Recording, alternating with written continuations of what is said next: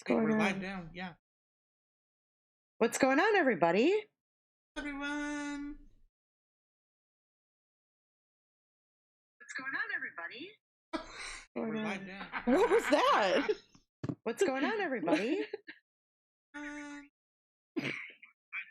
Oh, because the audio's played on. No, it was my phone. My bad. Sorry. Hello, everybody. Thank you. Thank you for waiting. You guys are awesome and so patient. Oh, such true.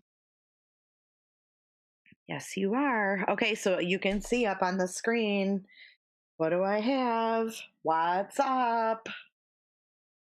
Another Chris Watts video, but we have to watch it and talk about it because I noticed a few things in there today that I needed to talk about.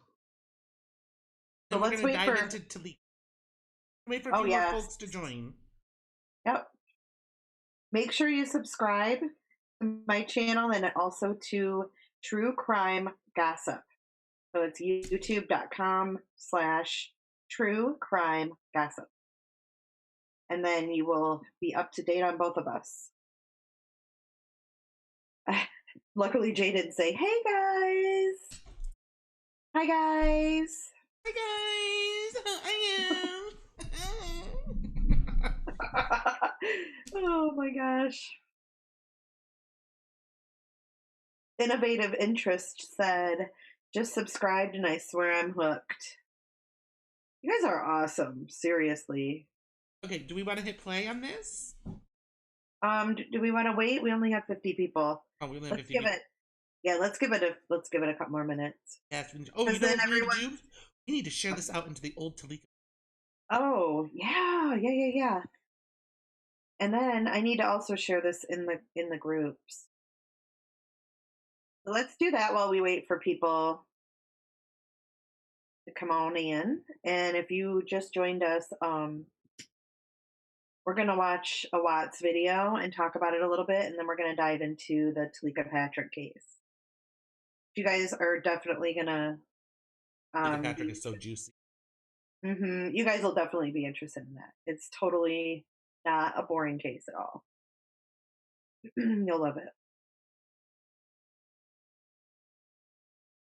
All right, let's share this in the groups and then get Can everybody rolling. hear us okay? Are we all, do we sound good? Do we sound normal human beings? Or That's only you. it was like, I'm like, we have a fucking mouse over there or what? No, we had a lot of fun last night with Go Lightly and Gray. Gray's stuff is so cool. So if you guys missed it, and watch the replay and definitely subscribe to his channel. He's got some cool stuff. He's a smart guy and he likes to try to figure things out. So anything unsolved, he's going to be your guy. But we had so much fun. They're both really cool peeps. So we decided that we're going to regularly collaborate, like the four of us, and I don't know how often we'll be doing it, but we talked offline and we're definitely going to set that up. So that's something cool to look forward to.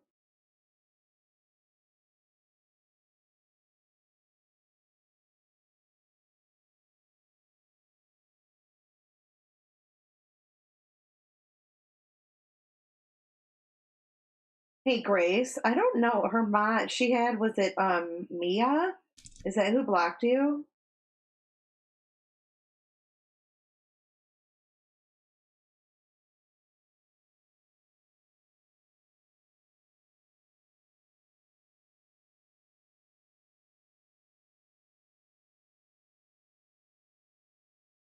Oh, so they've all been watching your stuff, Oneida.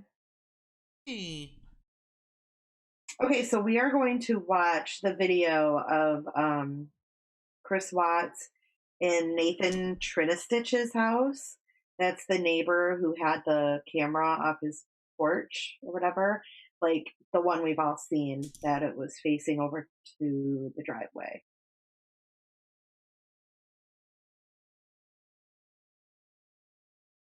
All right, are we ready to hit play? Yeah, let's do it. Let's watch it. Am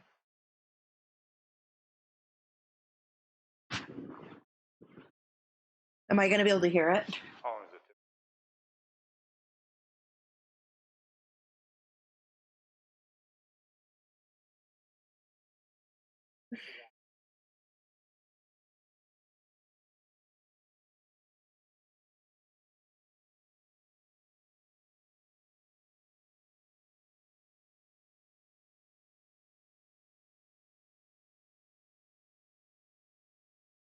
Have you seen this one, Oni? I did. Oh, you did see it. Okay. Well, I watched it a few times, so I think you can always catch newer stuff. Like, why is it starting at 7:26 though? Right.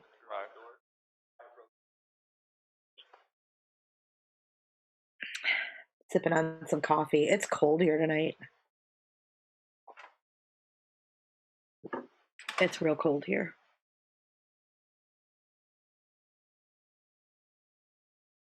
That Yeah, okay, so innovative. When you're watching this again, look at Nathan. And when he's facing the TV, watch his eyes. And you think he's looking at the TV, but he's not. He's really scoping out Chris because he's going, "What the fuck is good? This guy, There's something wrong here." is this on continually recording? It's not. Is it motion or is it? Okay, so Is it playing or? Yeah. Oh, it is. I'm talking over it. I'm sorry. Son of a gun. Who blocked you?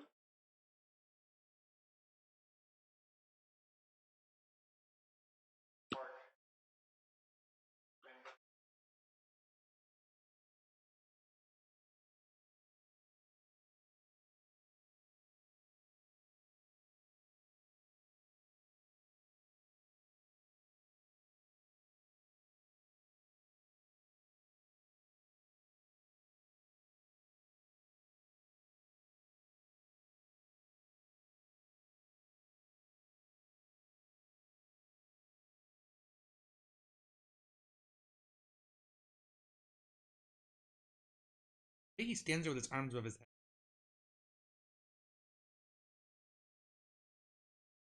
Oh yeah, he's fully stressed.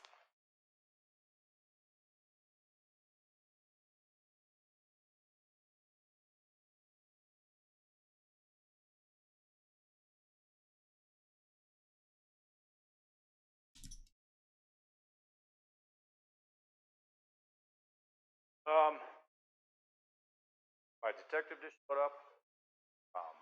Probably want to talk to you. Probably might have you collect the bank.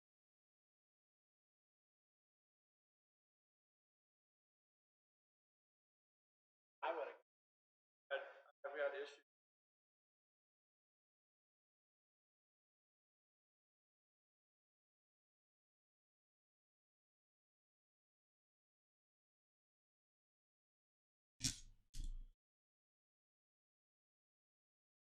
Action was happening.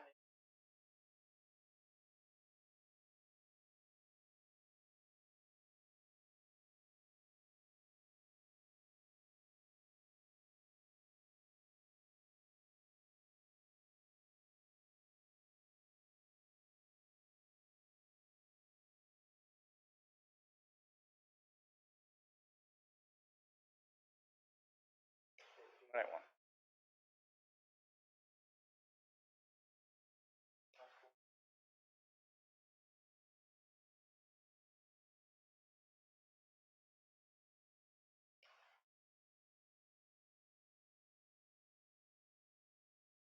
Yeah, when the fetus comes on, Oni, did you notice that?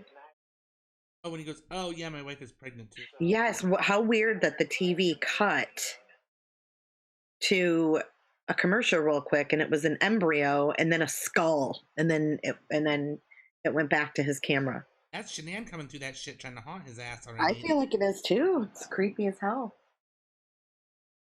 Rest of the day.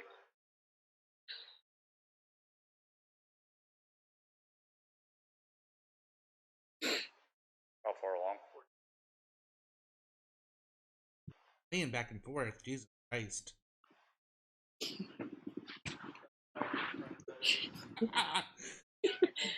Oh, he's so obvious. Oh, he's so obvious. The best part, though, is when Chris leaves and Nathan talks to the police. Whistles for his buddy to come. Yeah, he's like, Mm. Mm-hmm. And he's on his phone. I don't know if you guys noticed, like, when they were searching the house, he was on his phone when, like, Nicole Atkinson when they first walked in. He was, like, weirdly on his phone. oh, he's Like, always texting on his phone. If you guys notice that, yes. he's Like, he's always on his horn, touching fucking buttons or something. I don't know. I know. It's like he doesn't know what else to do. I think he's up. And that's why I wanted to go back through the discovery today and look at the times of their texts. Now that I've kind of watched these videos over and over again.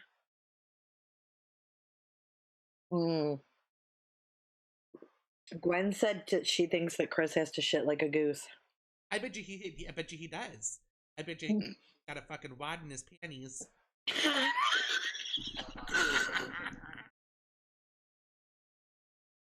Oh my gosh. Listen, I'll have one for him. I mean, you can just tell he is just, he's not asking any questions. He's just so blatantly obvious. Well, how do you like how the cop tried to come? Well, Right. Try not to judge him, whatever. And he goes, no, well, don't you think it was obvious that when trying to justify, he's like, right. Someone said they can't hear you very well. I don't know if it's just them. Does everybody have a problem hearing Oni? Is he too faint? No, you sound great. Oni is breaking up. Not to me or not, but out poodle. Hello, loud and clear. Hey, loud and queer. Can you? No, they said you're probably muted and forgot. No, I'm not muted. No, everyone's saying you're breaking up. When's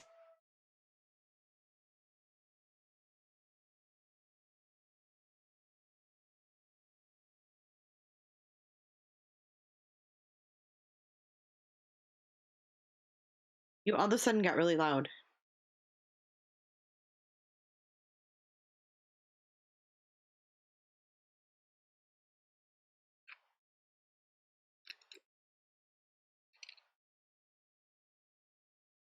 No, I can hear you. I'm just waiting to see.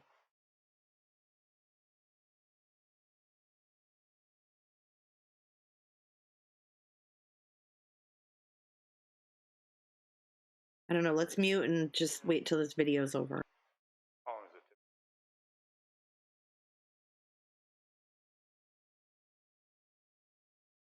it? Actually, why don't we pause the video for a second?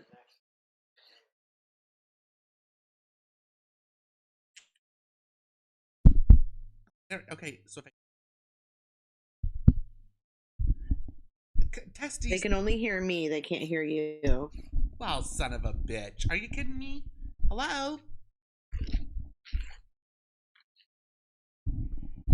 They can't hear him or the video. The video you can't hear much of anyway. I mean, I couldn't even hear earlier. Hello? Okay. Yeah, it's really silent. All right, can everybody hear me now? They should be able to hear me now. Gwen says I can hear Oni. Okay, now you can hear me? Yep. Okay. Yep, now they hear you. Good, okay. Good Thank now. You. Alrighty. All right, perfect. Thank you. Again.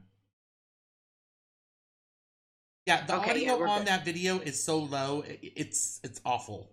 It really is low. And then, like, you try to turn it up. Like, I was listening to it earlier, and I, like, turned it way up and put my headphones on. And then the cop spoke, and it about blew my eardrums. I was like, holy shit. Because I was trying to hear what they're saying and I couldn't. But anyway, did we pause it where it's at? Yeah, we're paused. Okay, so I'm assuming I really haven't been able to hear what's been said, but I'm assuming we're past the part where he willingly gives the information of what he carried out to his truck that morning. Did we all see that part where he wasn't even asked like why he backed the truck up in the driveway. He wasn't questioned on anything, but he immediately started giving excuses.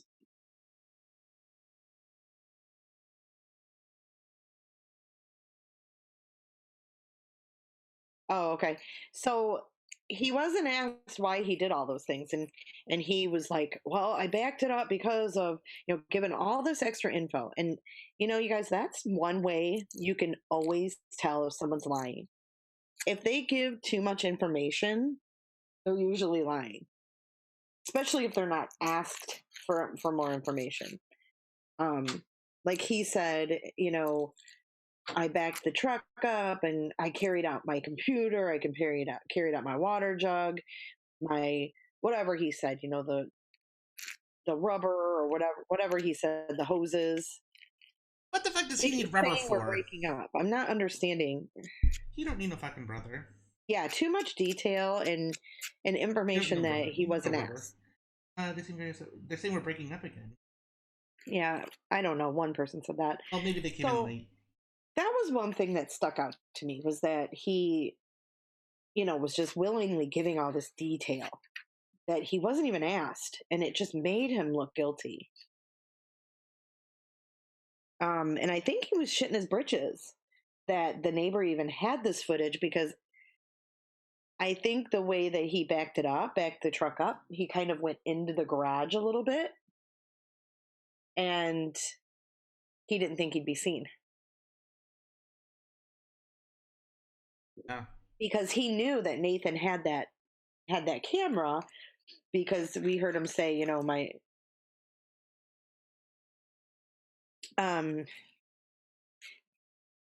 yeah, Oni, why don't you give everybody your channel real quick? Oh, okay. So my channel is True Crime and Gossip.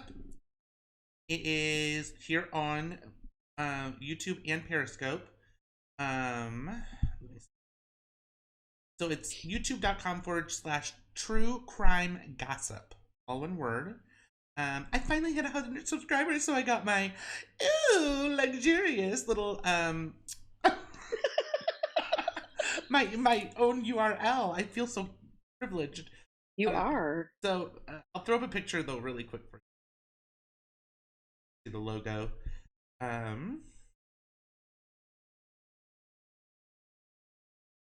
right. Well, while you get that up, I'm going to finish yapping about Chris. So, he knew that Trinistitch had that camera because Chris said that his tools were getting stolen out of his truck, and Nathan let him pull his truck up kind of in front of his house so that he could, catch whoever it was maybe on the camera.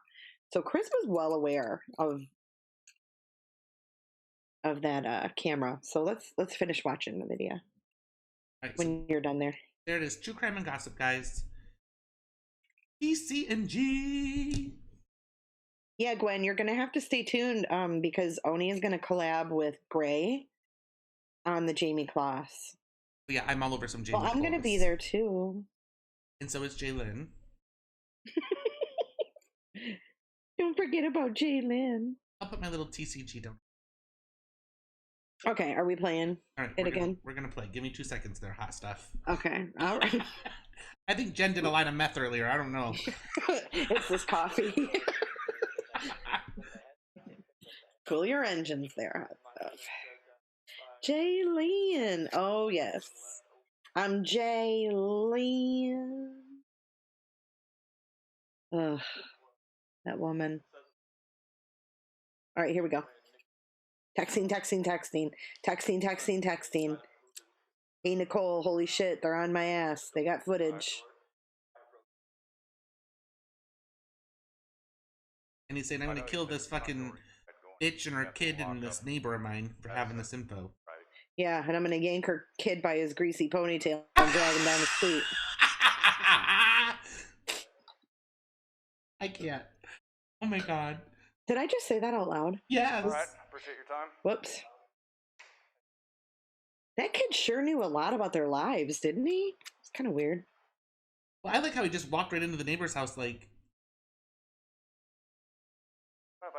A Going mohawk. place. It looks like a damn ponytail to me.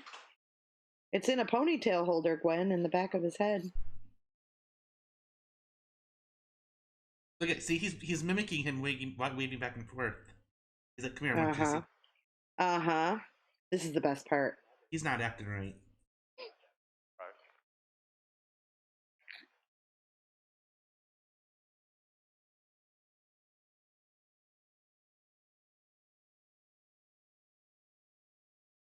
We are talking about her kid, Gwen. Yeah. Mm-hmm.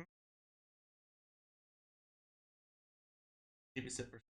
Oh, I didn't know that. I wouldn't leave my kids. Ooh. Seems like a nice kid. Yeah. I would leave my 2 little girls with him. Yeah, that's a little odd.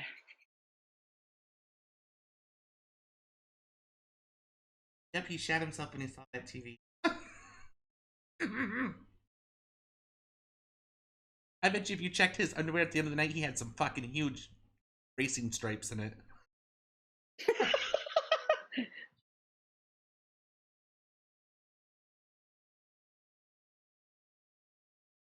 Yeah, I mean, good for this Nate for, keeping on pushing the cop to kind of question that.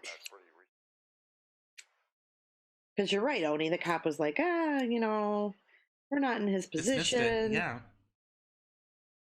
He's like, no, you don't know this guy. He's quiet. He doesn't talk. Hold on. Sounds like Dieter.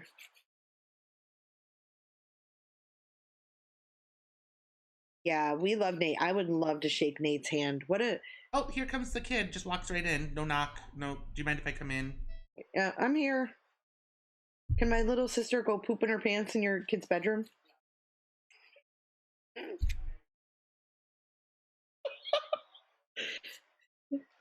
I'm just being a smart. Granted, I mean, they are the ones who say, you know what I mean, got justice for Shitman, lo and behold. But, I mean, we can still point out the obvious, too, the greasy hair and the little bit more. This is what I meant by the other night. I was not trying to be rude, but a little bit kind of overbearing. Like, hi, just walk right in.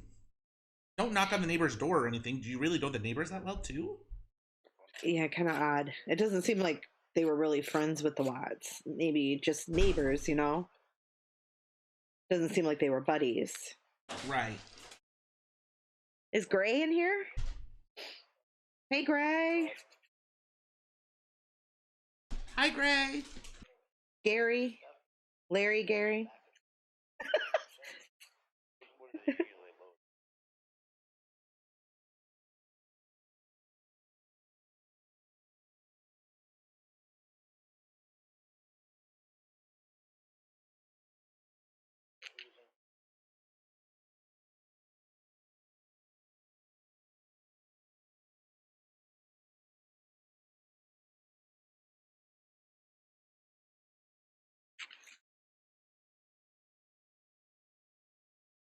Go Lightly's here too. Hey, Marissa.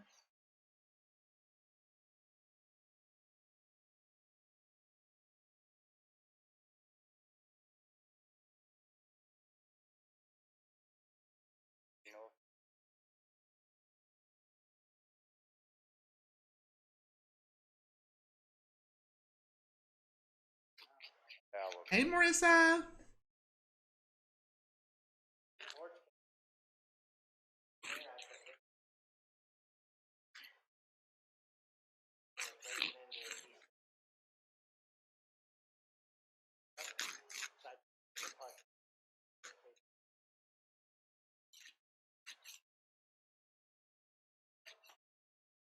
That's okay.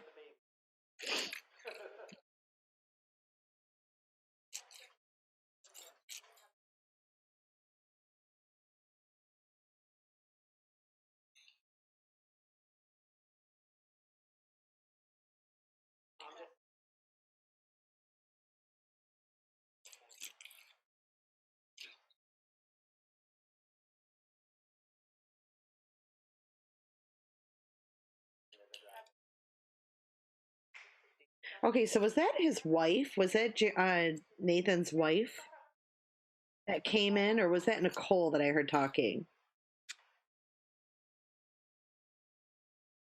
I think that was Nicole. Oh, okay. Or it might have been the wife. I'm not sure if it was or not. I mean, I know Nicole was there. I just didn't see who was talking. It was Nicole. Okay.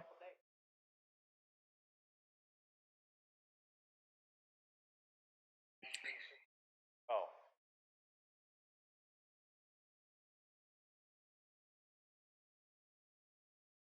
Yeah, I love how this Nate keeps, pushing the fact that no, that you don't know him. This is weird. He's not acting right.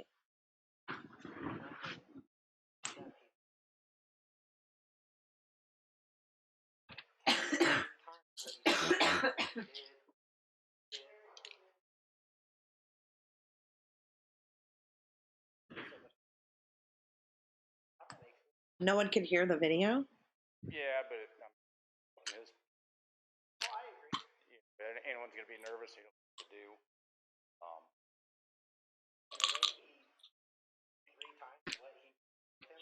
Oh, I thought everybody could hear it. Somebody said I can hear.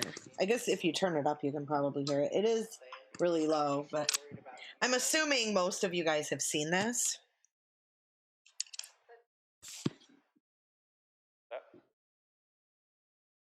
Talking to him right now. But we'll kind of recap it.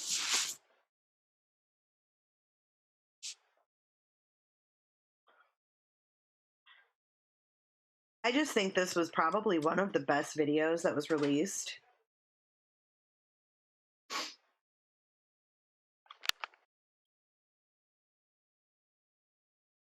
It's on my channel, and you guys can watch it and turn it up. You have to turn it up pretty loud. I had to put headphones on.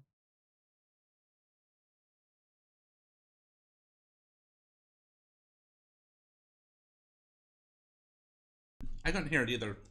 It was a difficult one to hear. Yeah, like I said, I put my headphones on and blew my eardrums out when the cop talked. I was like, oh my God. But I thought it was a really, probably one of the best videos that was released. It really shows Chris's nervousness, and it really gives you a perspective from the neighbor's standpoint of what kind of person Chris was. You've heard he was reserved and introvert, and he says that exact thing. That dude's quiet. He usually doesn't talk. He's talking too much. He's swaying back and forth. He's not sitting still. That's not how he usually is. And he's on his fucking phone the whole time. What the fuck on is his that? phone the whole time. That is so bizarre. I mean, I could see if you were like, oh my God, I'm gonna go call everybody I know. But he's just sitting there texting. He's not talking to the police. He's not asking any questions. He's not giving them any information. Yeah. Who the fuck's he texting? I'd like to look at the discovery. It's probably North Korea. And if we look at the discovery and look at the times of their texts, if we go back and compare, I bet you they line up, because I already lined up the one video where he answers the phone when he's standing in front of the garage. And it's 5:01 p.m. And on the phone records, Nicole's phone records, it shows she called his ass at 5:01. He answers, I'll have to call you back, he says. Mm-hmm. Oh, you're right, Gwen. He might have been sliding all those nudies into the calculator app before they took his phone, thinking he was going to hide all that shit. He is kind of scurrying when he's on it. He's pushing a bunch of buttons. One thing I wanted to point out, though, for this video is that Nate says,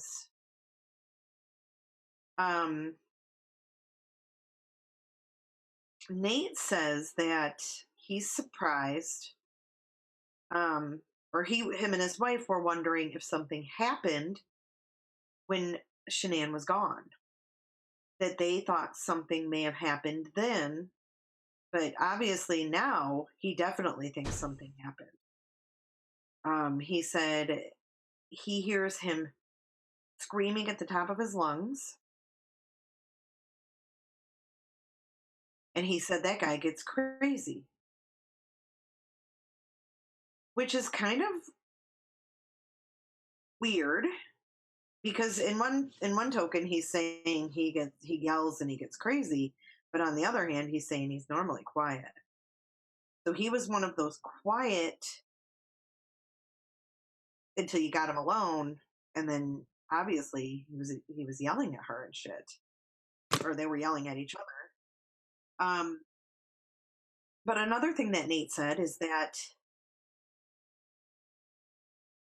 Shanann's vehicle was pulled out of the garage and parked in the street most of the time while she was gone. So to me, that means he pulled Shanann's car out of the garage, parked it in the road so North Korea could park in the garage and no one would know she was there.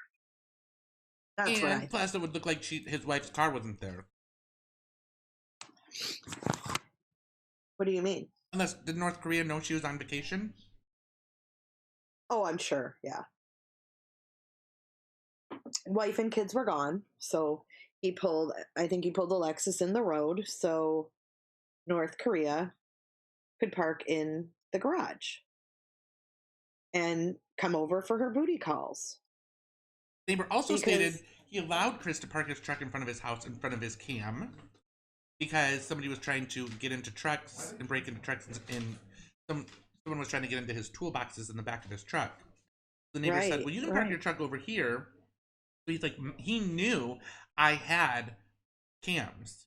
And so that's why he backed his truck up. Yeah, and Nate kept pointing out, look how far back he goes. Look how far back he goes. Why does he go far back and put his tail end into the garage? Why would you do that? He's smart. This dude's a smart guy. You know, props to him. It could have went a lot different if he wasn't a smart dude, you know? He may not have paid attention to that stuff. Because really, why would you need to back your truck, the ass end, into the garage? If you were just loading up a couple hoses in your lunch pail, in your water bottle, or whatever the hell he took, his computer. Well, neighbor lady said, well, he's never backs his, or neighbor guy said he never backs his truck in. Never. Never. They said never. He walks his shit to the road, and Nate said, I even get him on camera because Nate's camera only picks up motion. If something moves, it starts recording. So I'm sure when he looked through his videos every day, he saw Chris walking out to the road to work, you know, like clockwork. And then all of a sudden there's something different. And kudos to this dude for picking that up and so fucking nosy. Yeah, I mean, for real. He was on it. And it made me ill the way that Chris did the buddy handshake before he left. Like, thanks, man. I was like, gag me. Oh, he did that to everybody. Every officer, he walks up to him, shakes their hand. I know. Oh, I appreciate everything you guys are doing. Like, what a fucking meathead. For sure. For sure. He is a sick fuck. You're right. I just wanted to kind of go over that because I really could. It just, I guess, kind of made me sick, even though it's something really simple. It made me sick to think about him pulling his wife's car out of the garage so that she could pull in there and no one would know whose car was there or that her car was there. It just goes to show how much of a sneak he was and how much of a sneak North Korea is. Yep. Because if they were separated and blah, blah, blah, she wouldn't have to hide in the garage now, would she? And, you know, if you guys watch the video where it shows all of the, you're distracting me so bad. If you guys watch the video of when he's got all this background shit going on. I'm taking my headphones off. So the camera footage I have from Trinistitch's house, it's long. It's like an hour long. It's on my YouTube channel, but certain minutes of it picks up, Chris's truck and blah blah blah. Well, if you look at that video and you see right before Chris backs his truck into the driveway, it almost looks like there's a car that maybe turns its lights off, or it's like a car pulls down like behind where his truck is. And I think that Nathan said something about the way that Chris backed his truck up that day. Like, he didn't come from this way, he came from that way. Like, he came from the other side of the driveway to pull in. And that must have been odd too. So I'm wondering why. Yeah, Jamie, I think someone does leave. I think it's North Korea. I think her ass was there.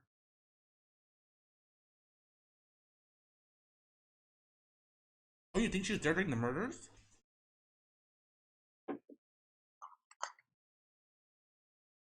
What? You think she might have been there through the murders? I don't know. Somebody's car was there. And that's what he said. You're right, Jamie. Nathan said he came from down the street. He didn't come from, the road, just like parked in front of the house, backing up into the driveway. Like he said, he came from down the street. And if you watch that, you'll see the other car. There's another car, and they like turn off another side road. Oh, well, if one of the detectives said this, I didn't catch it. It's one of the neighbors.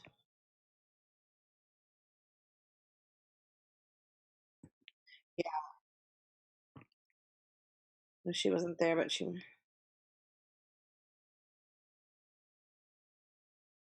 Yeah, I don't know. I mean, we know she was in Frederick at 6:16 in the morning when she made a phone call. So why the fuck was she there then? Right.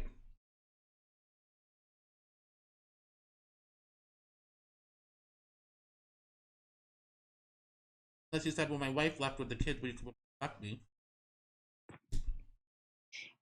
Yeah, but he wasn't home, supposedly. Oh, that's right. Oh, that was the neighbor going to the gym. Okay, I did see her statement. But it's just really odd, okay, that North Korea talked to Chris on the phone for 111 minutes until 11:08 p.m. Shanann gets home at 1:48 p.m. Her and the girls are dead and being hauled out of the house by 5:30 a.m. And then North Korea makes a call from Frederick at 6:16 to her friend Jim.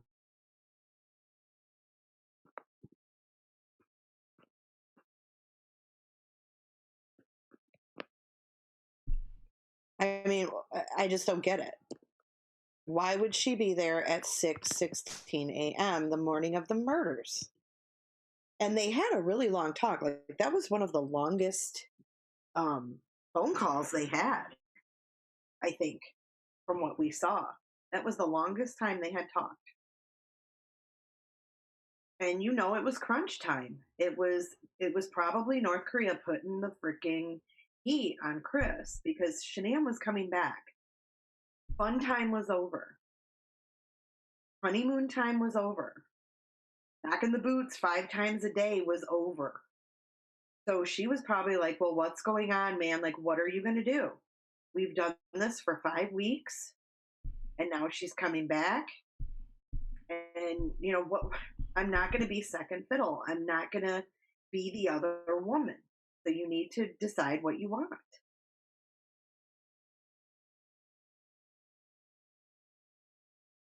And apparently he did. But still very odd that she was there in Frederick at 6:16 doing What? In a video somewhere, I saw NK left her own house at 1:45, but no officer ever said where she went.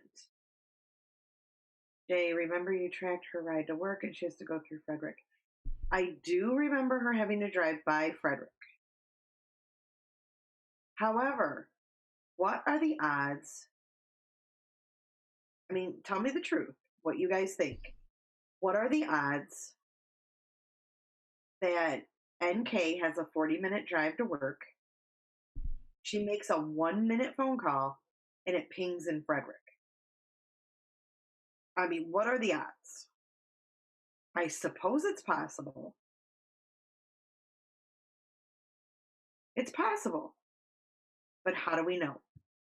None of her other phone calls said Frederick, unless she was at Chris's house. So why wasn't she pinging off the Frederick Towers when she was talking on her way to and from work any other time? I think it's fucking weird. That bitch was there. Some sweet and sour. How far did she live from Frederick or from work?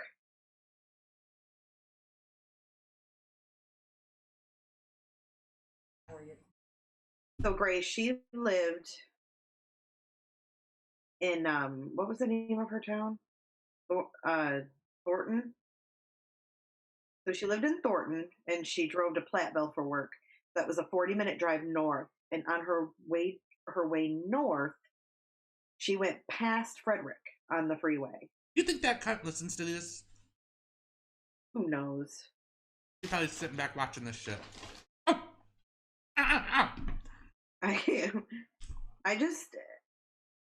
I think she lived in Thornton or something. Because that's what her phone bill said was Thornton.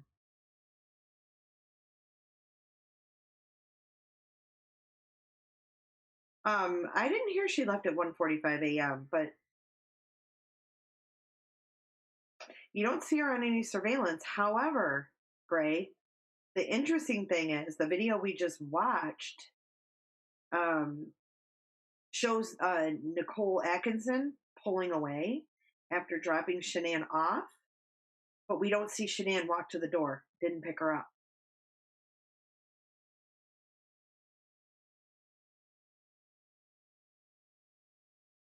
And then we have also the garage door that popped open at what, 9 something in the morning.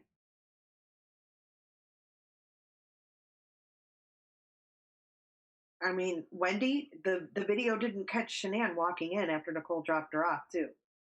So how do we know it wasn't the same thing? We don't know why it didn't pick Shanann up. All we know is that camera catches motion. I mean, it even caught his flag waving in the wind, his little flag in his landscaping area. And it picked up and it turns on for 30 seconds, he said. Maybe it was so dark that, didn't pick her up. I don't know. I don't think so, Gray. I don't think she was driving by to check out Shanann. She knew what Shanann looked like. She had stalked her Facebook. She had seen plenty of videos of Shanann.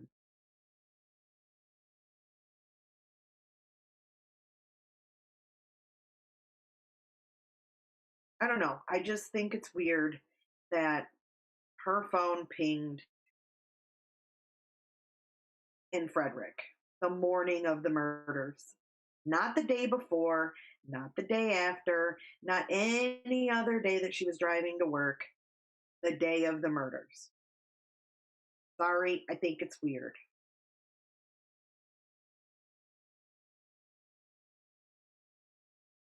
Right, Marianne. She Googled Shanann in 2017. So she knew where they lived. She knew his wife's name. She knew what she looked like. I'm sure she watched all her videos. I mean, at the very least, I just think that, an explanation as to why.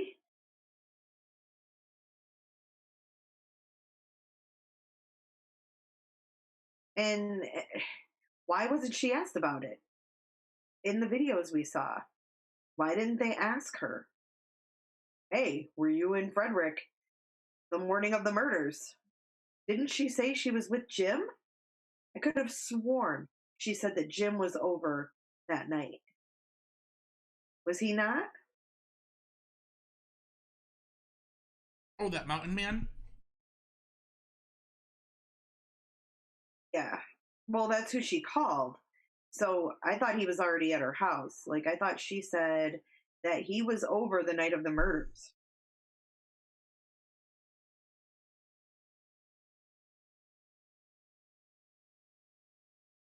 He was there Monday.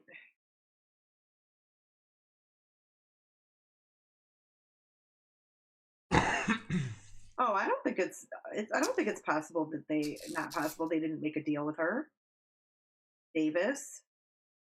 I mean, they didn't know if it was going to go to trial or not. They assumed it was going to go to trial. They needed her.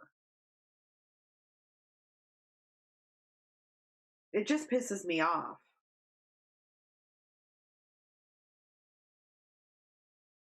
She scrubs her social media. She deletes text. Not all the texts, just some texts.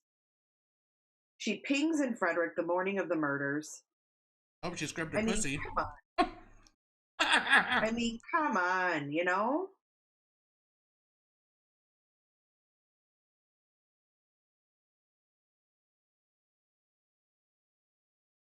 Jim came over on Monday at noon before she left work that day.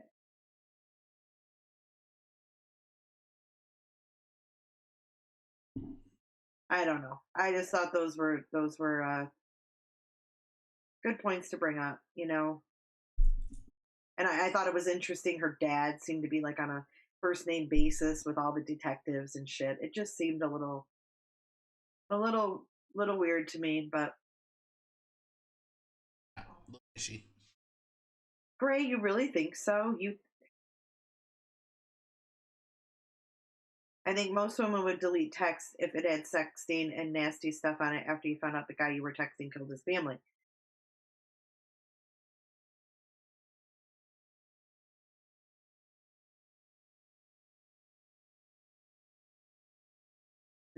I don't know. I mean,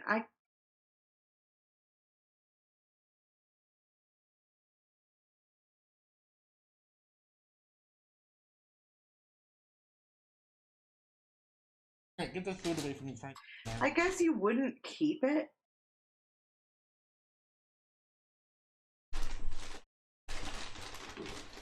But she was Googling a book deal and she was Googling how much with that. her net worth was. I mean, disassociate. She was Googling a book deal. I don't call that disassociating from the situation at all. I think she was putting herself right smack dab in the middle of it. I ain't buying that shit, not one bit.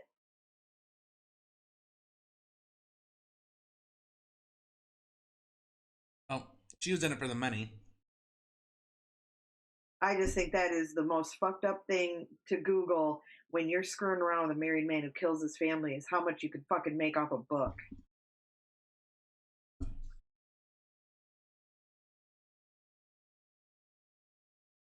And then she sits there in her interview and she wants counseling and fuck her.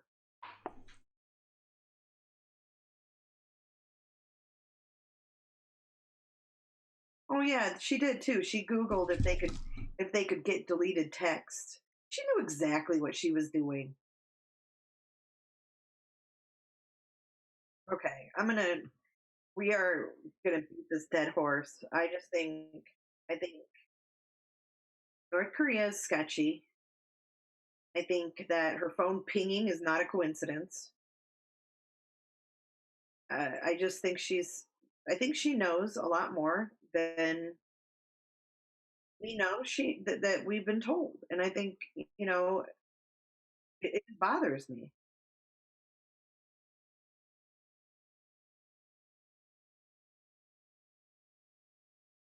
And everybody will buy her damn book too. I sure the hell won't. I might pick up a copy from the thrift store and use it to wipe my ass on. Cut the pages one by one, use it for toilet. Gray, I'm just saying that it's just I think has more involvement. I think that there's things that weren't brought up in her interviews. I mean, what if she said something to the likes of, you have an ultimatum, it's either me or her, and I don't care what you have to do to get yourself out of that relationship, but if you're going to be with me, it needs to happen, and it needs to happen tonight. What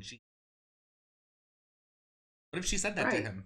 Right, she could have. Like, enough is enough, man. And then Ping, I mean, just that little... Don't fucking call me tomorrow if you're still with your wife. Yeah, and then he's psycho, and Ping, that meant to him, oh, well, then I need to kill her. Yeah, there's more to it. That conversation they had was definitely had to be heated, because she was a very strong personality. You think Shanann was controlling? That bitch made Shanann, like someone said last night, look very agreeable. Not only that, who did call Primrose? I don't know. We don't know who called Primrose? I'm not saying, Gray, that she knew they were going to die, but I don't. Maybe she did. I don't know if I'd go that far. She was a catalyst for the reason that he did this. Yeah, and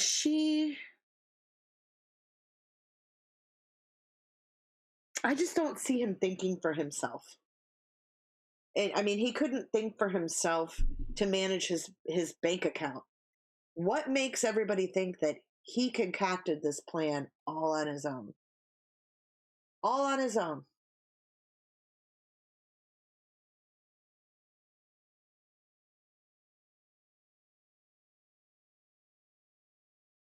I think that she was making him jealous with Jim. She told him to pawn his wife's ring. I mean, come on.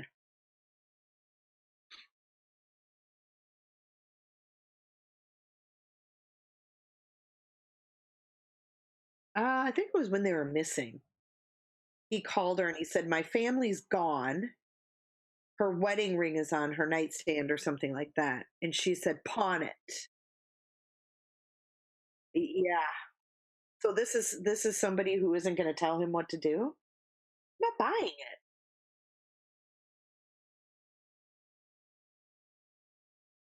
What is that?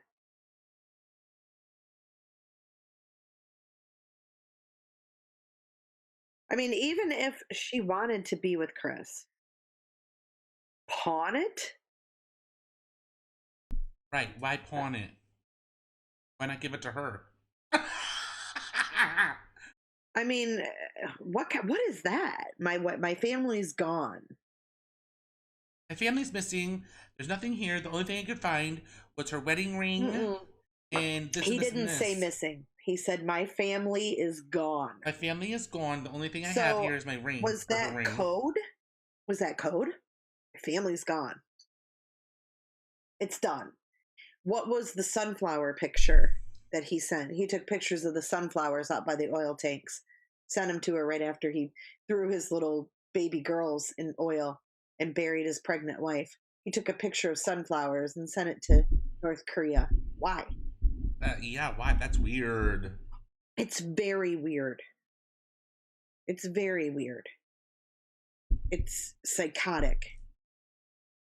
To say the least. But he's not that smart, is I guess what gets me. He's just not that smart. I'm just not buying that he put all of this together himself. And he wasn't prepared for the outcome. And that's why he was so goddamn nervous.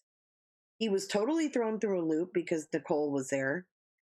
He hadn't had time to discuss anything with NK, right? So he's shitting his pants. I told you I'd still like to see his underwear. I bet you he's got racing streaks. Well, so I think the conclusion of this is he's a fucking moron, and he's probably being manipulated by her. even if she didn't know about the murder, she probably gave him an ultimatum. You know, you choose your family or you choose me, one of the two. And I don't care what you got to do. But as soon as she gets back, first things first, you need to address it with her and get it taken care of. And he did. Mm-hmm. Oh, I don't believe for a second that little bitch was going to sit by and let his wife and 2 baby girls come home. Not. Or that, or she'd be a fucking moron. And play mistress. She wasn't going to do it. She was looking at wedding dresses. Yeah, any logical woman in that sort of position would probably say the same thing. Okay, your wife's coming home from this vacation that she's been on, or this trip, and you need to make a decision. Are you going, because if you want to be with me, she needs to leave and you need to kick her out. And if you want to keep the girls, fine. But, you know, give him an ultimatum. Yeah, I think she did. I mean, she was Googling wedding dresses a couple days before the murders. And not only wedding dresses. He didn't like the idea that she was dating these other guys. She was saying, oh, I went on a date with this guy, and oh, I went on a date with that guy. And, you know, he did not like that. He didn't like it at all. So he was like, okay, I gotta get this done, and I gotta do something now, or I lose her. Because, you know, he liked the way her booty tastes. He's so fucking dumb. Like, he is just the dumbest motherfucking person that I think I've ever come across. Okay, so the conclusion is, like you said, he's a fucking idiot. She's an idiot. She's a whore. She did, I think, push him to what he did. I'm not saying it's her fault. It's definitely Chris Watts' fault. But she played a part.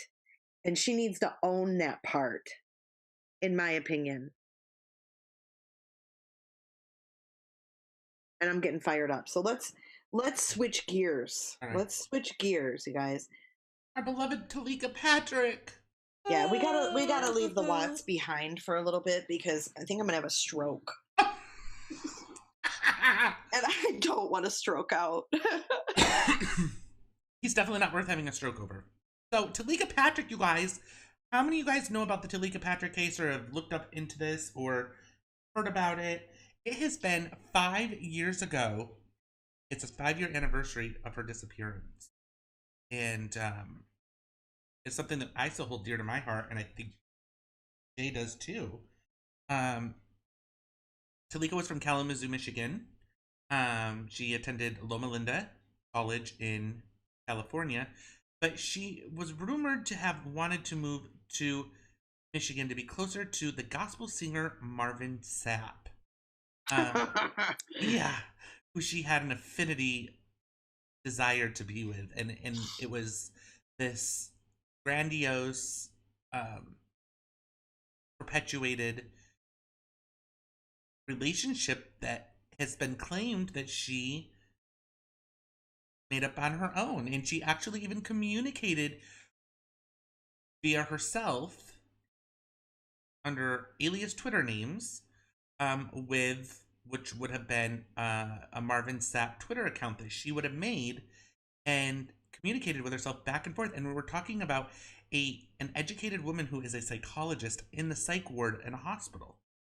So we're gonna dive into that because there's so much weird shit in this case. It's really weird, you guys. So Jay, where do you want to start? Well, I guess we can start from the day that she went missing. And then we can kind of go backwards, kind of like how we found out everything. Yeah. So if you want, I'm going to read this article, which kind of give, I think, a brief overhaul synopsis, right, that you gave to me? Yeah, it's just kind of a timeline just to kind of go off of, I guess, while we talk. Okay. So before her 30th birthday, she obtained a medical degree and PhD in biochemistry. She had published research and received thousands in grants from the National Institute of Health. She's not just intelligent, she was brilliant, said Daisy DeLeon, a professor and Patrick's mentor at Loma Linda University in California, where Patrick graduated last year with her medical degree and her doctorate. Patrick's reputation followed her in June. She began a 4-year residency in the psychiatry at the Western Michigan University School of Medicine. In early December, she tweeted of the glowing evaluation she received in her program and the research paper she had submitted to a medical journal. She was a very intelligent woman, very poised with her coworkers, said Laura Eller, a spokeswoman for Western Michigan University's School of Medicine. But since she disappeared on December 5th, another side of Patrick's life. One, it appears that was unknown to her family and friends came to light. She had an obsession and was accused of stalking a well-known Grand Rapids pastor and gospel singer from April up until the night she vanished. She posted thousands of tweets through several accounts, and her obsession, some of her late-night tweets, talk about demonic voices. It may have been this mysterious side, one of a brilliant doctor, but a tortured genius, that created the emotional distress that a private investigator that he believed to have been a factor in her disappearance. But the biggest mystery in Patrick's emotional state, where is she? So, an evolving case. Yeah, so on December 5th, let's kind of talk about what happened the day that she went missing. She was at work at the hospital. At what time did she leave the hospital? I know she borrowed $100. Borrowed $100 from one of the psychologists. Well, she was a psychiatrist, right? Yes. She's a psychiatrist, yes. She was a psychiatrist, yes, because she worked on the psych floor. So she borrowed $100 and she left the hospital, and there was a Radisson right there by the hospital. She went in to get a room, and there's actually surveillance camera of her walking into the Radisson and speaking to the front desk. Here. Yeah, I think I sent you that too. So also on December 5th, she posted her last known tweet. And her last tweet was, "I just activated @tweet_delete on my account to automatically delete my old tweets." That was the last tweet. So she put this tweet delete on her account, and it got rid of all her tweets. So at 7:30 p.m. on the 5th, when she left the hospital, she left her purse and cell phone at Borges Medical Center. She got a ride from a fellow medical resident to the Radisson. And that was where she tried to book the room with the cash. But she didn't have enough money. So the room must have been a little, over $100. She didn't have enough money. And they wouldn't give her a room, even though she had her badge. Right? I think she had her badge, and she had her, she said, "I'm a doctor," I think is what happened. She said, I work over at the hospital. They refused to give her a room. So she was in there for about a half an hour, and then she walked back out, and she got into the shuttle, the van, the courtesy van, and it took her into the parking lot of the Borges Medical Center.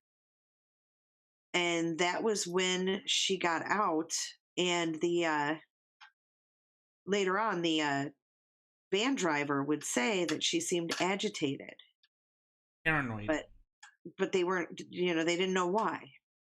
That the shuttle driver said that she was ducking between vehicles because she thought someone was watching her. But then the shuttle driver said he saw her get into her car and pull out, and that nobody was following her. So that's the first part of it. Yes. Do you have the timeline in front of you to kind of reference? Yeah, so as I'm going through these,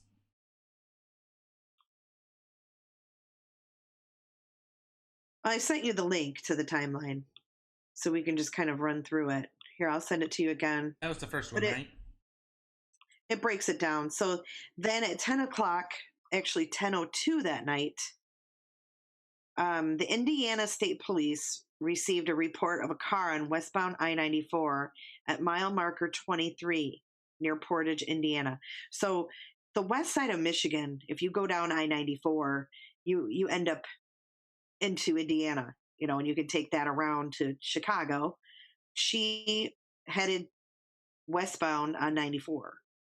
So they called 911 regarding a car at mile marker 23, and it matched the description of her gold Lexus. And they said that this car was being driven erratically. Around 10:20, a state trooper arrived on the scene and found her car in a ditch on the north side of westbound I-94. Patrick is not in the car or with the car. They can't find her. They searched truck stops, gas stations, other businesses in the immediate area. They find nothing. Nothing. What they did find inside the car was some clothing, her wallet that had her driver's license, credit cards, and a small amount of cash. And her purse and cell phone, like I said, were found later at the hospital. But her car keys remained missing. There was no keys with the car. So she went into a ditch. Their tire was flat. But the keys are out of the ignition. Weird. Right? Yeah, a little weird. Yeah.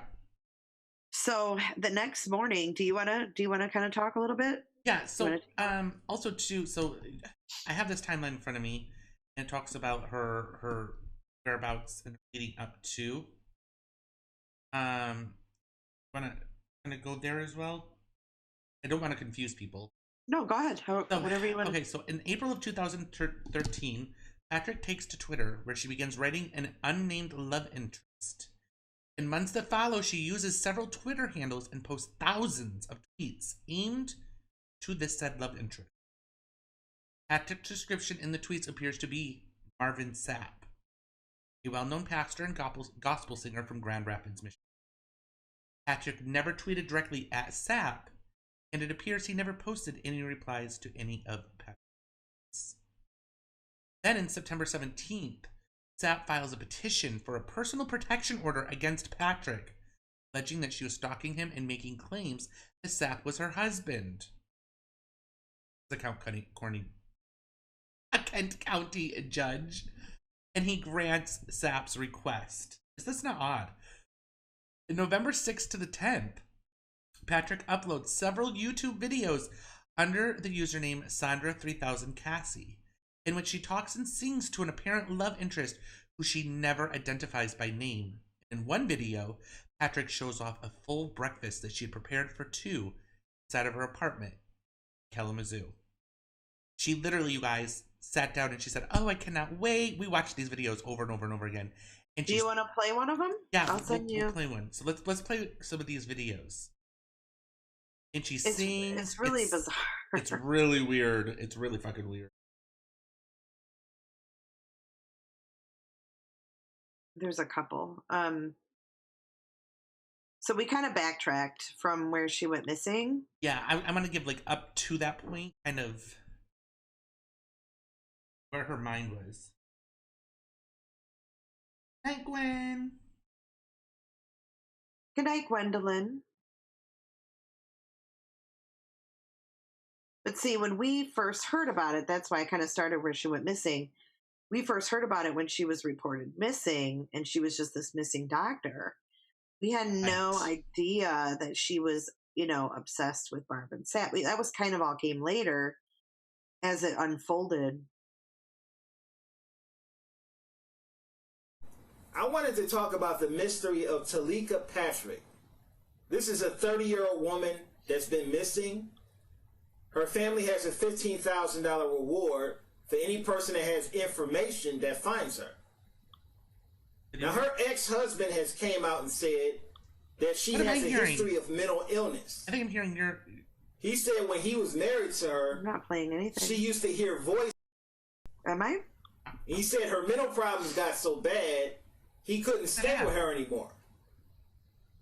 And the gospel singer Marvin said this woman has been stalking him for years. She sent him death threats. She's going around telling everybody she's in a relationship with Marvin Sapp. Tomb Girl thinks. When Marvin Sapp said he's never been in a relationship with this woman. We sound like a hot fucking mess right now. But she keeps stalking him. There's nothing playing. Now, I don't know if she was really with Marvin Sapp or is she just a crazy fan. Regardless, from the videos that I've seen of this woman, I hear somebody. She seems like she's meant. It's coming from Jay. It's coming from Jay. Sorry, you guys. I muted you. Yeah.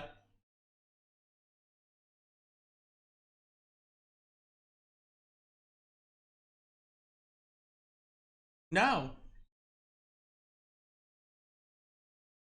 Yeah, because every time I unmute you, you're. So she just singing to her. Yeah. If I unmute you. But we can't over him. Can you hear him? Listen. Can you hear what he's saying? He's like talking. Oh my, it's so loud. Okay, hold on. I gotta take my earphones out. Okay, guys, so I'm gonna play this for you. Aylin's having some audio technical difficulties over there. Something I don't know. So, all right, so we're gonna play a video of her singing.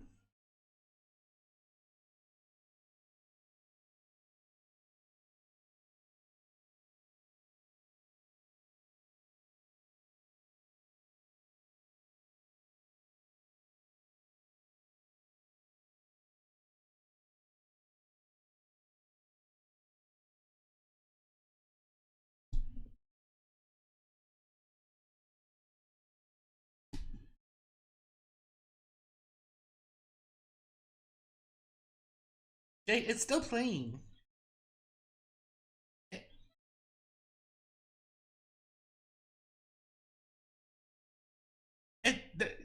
It's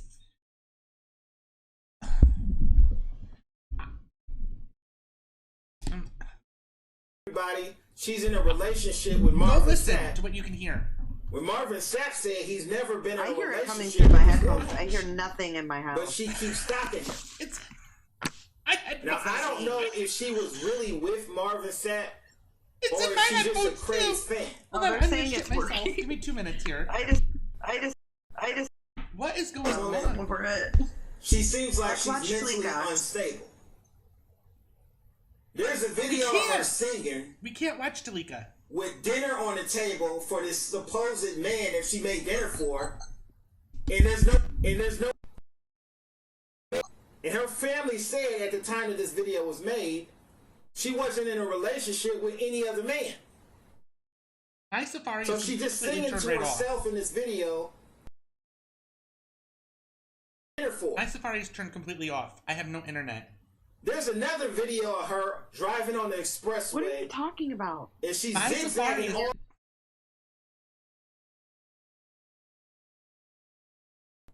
My Safari is off. There's no possible way this is playing on my computer. As far as I know, there hasn't been any information on any internet of where her whereabouts are ever since she left her car on the side of the road. Do you have Chrome open? Do you have Safari all my open? windows. Everything's closed. I just hope they find her alive and wait.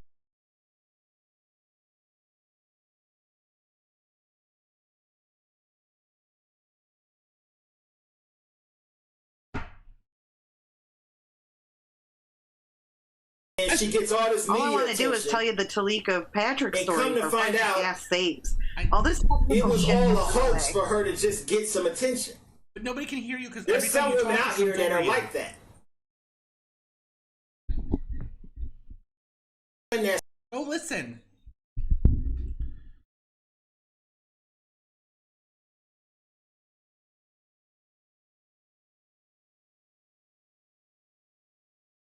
Go out to her family. I'm going to show the video. Leave a comment. I'm sorry, I have nothing open. Yeah, if anybody wants to call in and Zoom, fuck it. I mean, let's do it. This is already trashed. I just want to show you. Trashed. This is fucking trashed. So, first, I'll start with, if you were here, this is what. Okay, so that seemed to have stopped. I wanted to talk about Oh my god, it started again. I can't. It's probably the video you're trying to play about Teleka. Why isn't it just playing her singing? Because it's a video talking about her first, I think. Oh, is that what we wanted to listen to? I don't, just play the video. She's in a... Okay, here we go. I wanted to talk about the mystery of Teleka Patrick. This is a 30-year-old woman that's been missing. Her family has a $15,000 reward for any person that has information that finds her. Now, her ex-husband came out and said that she has a history of mental illness. He said when he was married to her, she used to hear voices. Is it playing or what? He said her mental problems got so bad, he couldn't stay with her anymore. I thought it was going to be her videos of her singing. And the gospel singer Marvin Sapp said this woman has been stalking him for years. It's this Terry Swoop. She sent him death threats. She's going around telling everybody she's in a relationship with Marvin Sapp. When Marvin Sapp said he's never been in a relationship with this woman. But she keeps stalking him. Now, I don't know if she was really with Marvin Sapp or is she just a crazed fan. Regardless, from the videos that I've seen of this woman, she seems like she's mentally unstable. There's a video of her singing with dinner on the table for this supposed man that she made dinner for, and there's no man in the video. And her family said at the time that this video was made, she wasn't in a relationship with any other man. So she just singing to herself in this video, talking about the man that she made dinner for. There's another video of her driving on the expressway, and she's zigzagging all over the expressway, and then she just parks her car and walks away. As far as I know, there hasn't been any information of where her whereabouts are ever since she left her car on the side of the road. I just hope they find her alive and well. I don't know if this woman is just a drama queen trying to get attention, because I've heard of cases like this before where a woman goes missing and she gets all this media attention, and come to find out it was all a hoax for her to just get some attention. There's some women out here that are like that. So I don't know if this woman is just a woman that's confused and she needs mental help, or she's just an attention whore trying to get attention. But regardless, I just hope they find her alive and well. My thoughts and prayers go out to her family. I'm going to show the video. Leave a comment, rate, and subscribe. I just hope they find her alive and well. My thoughts and prayers go out to her family. It's me. I'm going to show the video. Leave a comment, rate, and subscribe. I just hope they find her alive So and I well. just want to show you what I need. So first, I'll start with, if you were here, this is what.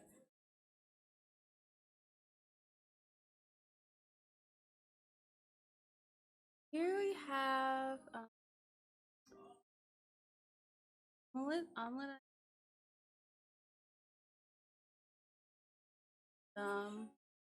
got broccoli,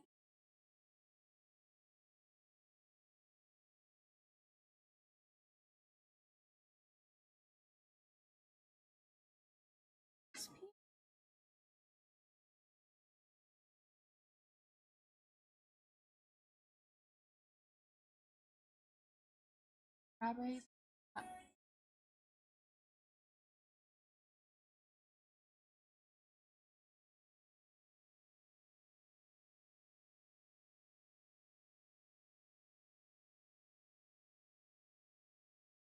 So the same thing. Let's look here.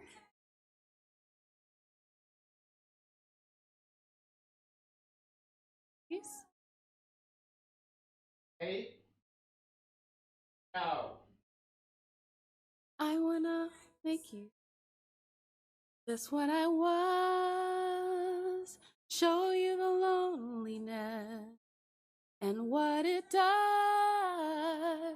You walked into my life and stopped my big tears. Everything's easy now.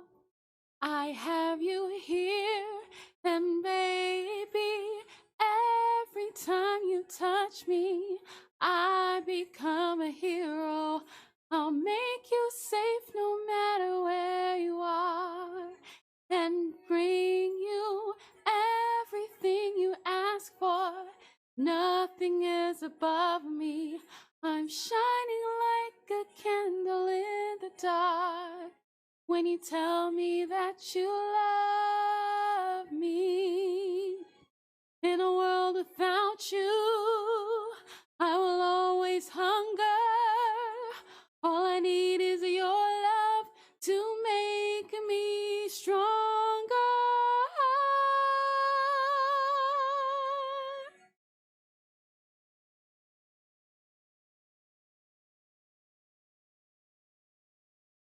And baby, every time you touch me, I become a hero.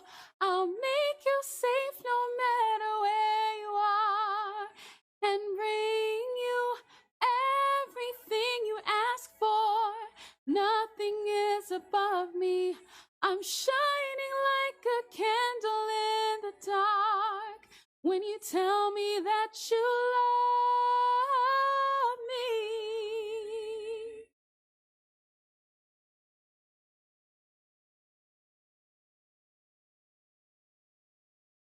When you tell me that you love.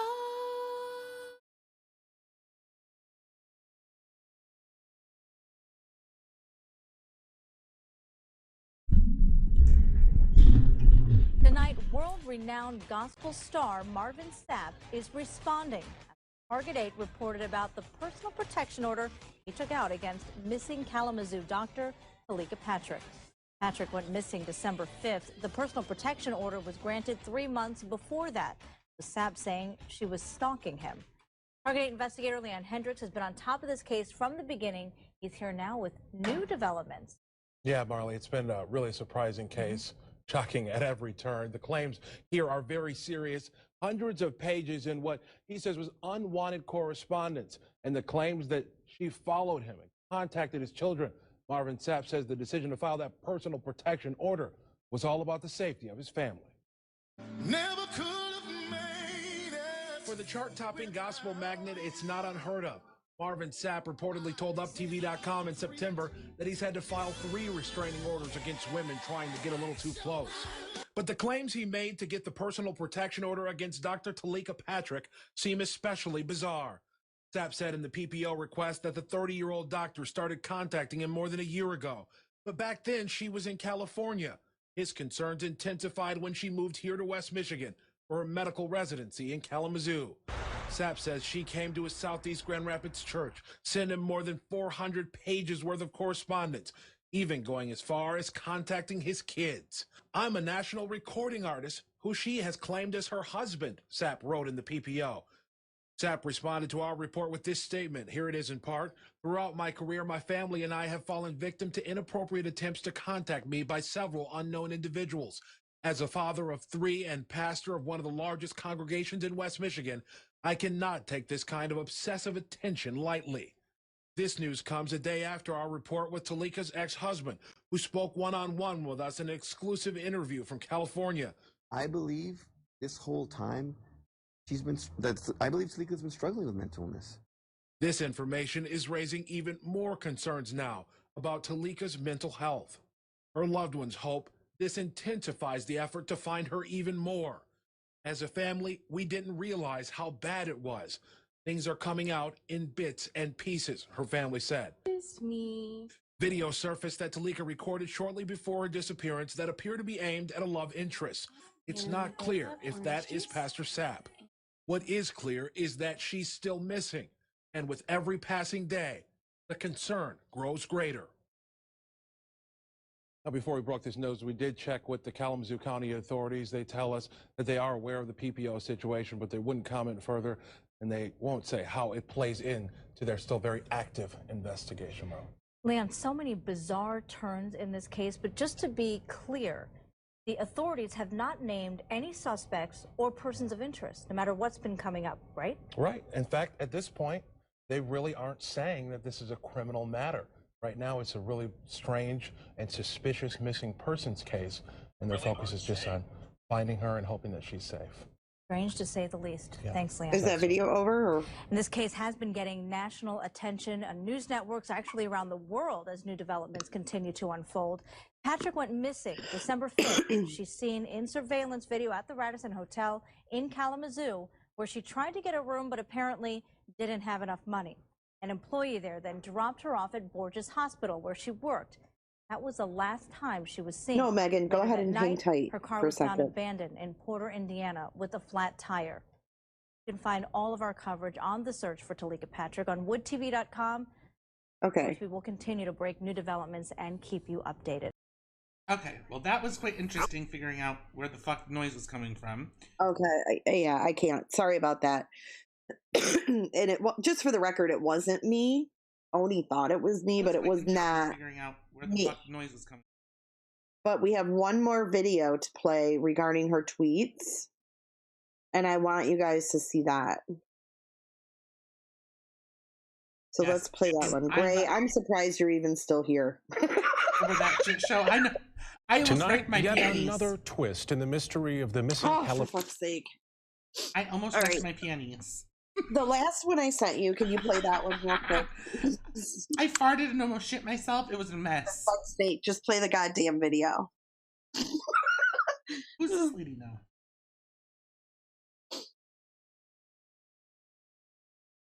Teleka's alleged tweets uncovered. Let's play that one now. Oh, well, that's good, Gray. You missed the shit show. Literally. Allegedly posted by Teleka Patrick in the weeks before she went missing.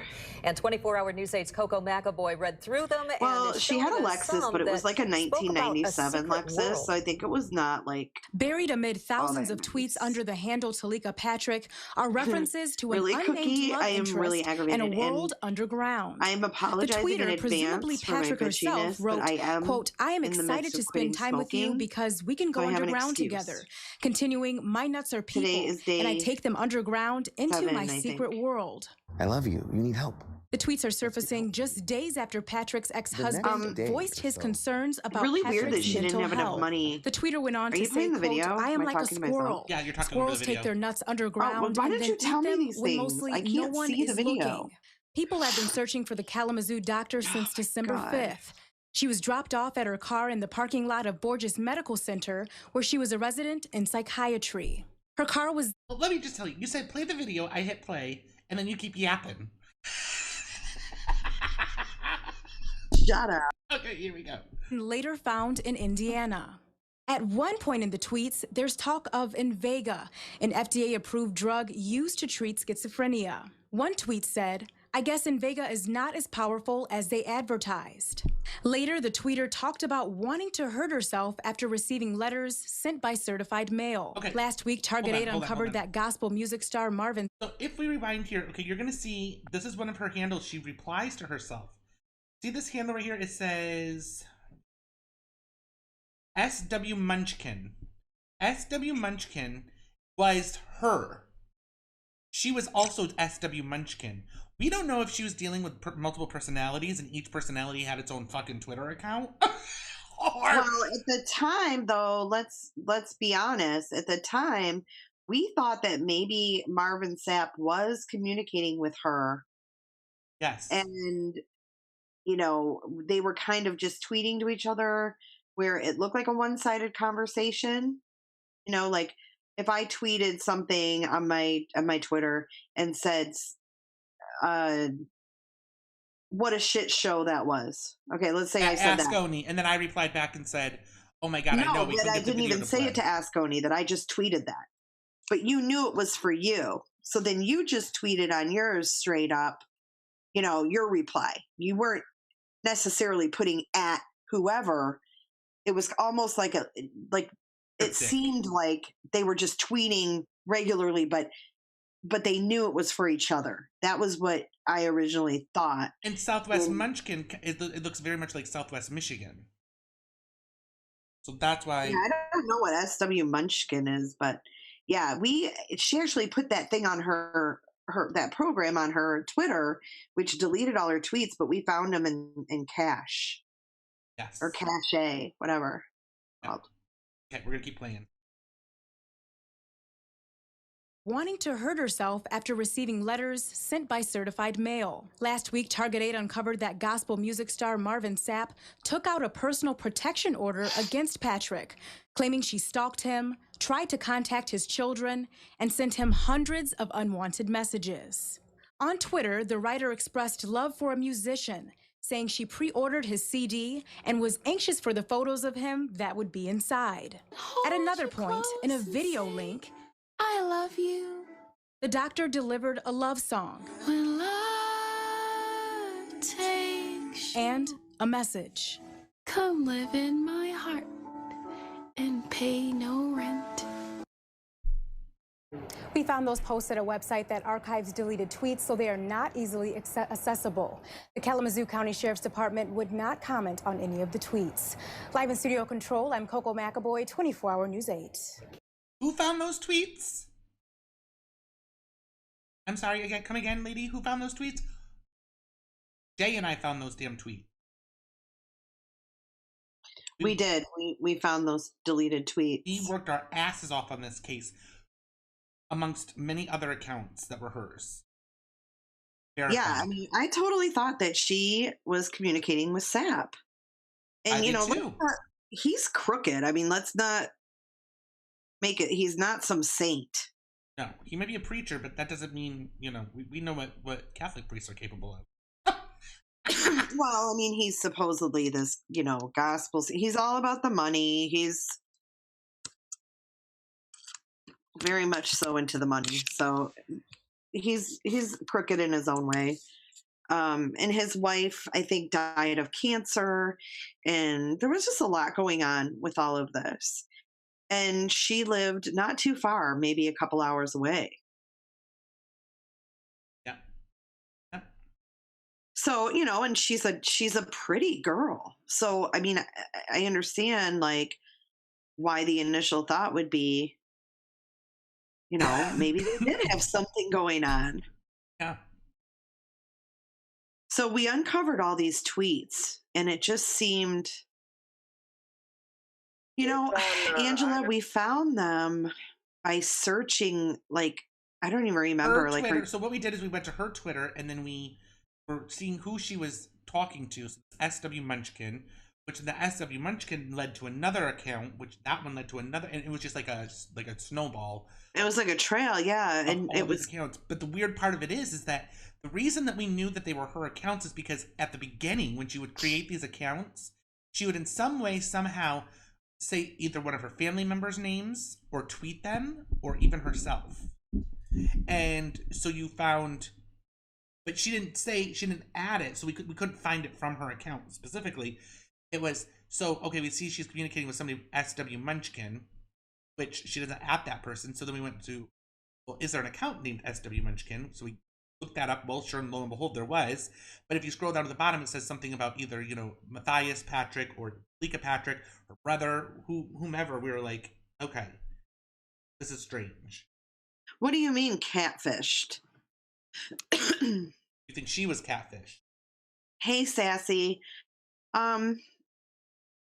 So, you guys, it was a huge pain in the ass, because when we did find and put all of these tweets together... You know, hold on, I'm going to go into the Facebook group. We might still have them. Let me see.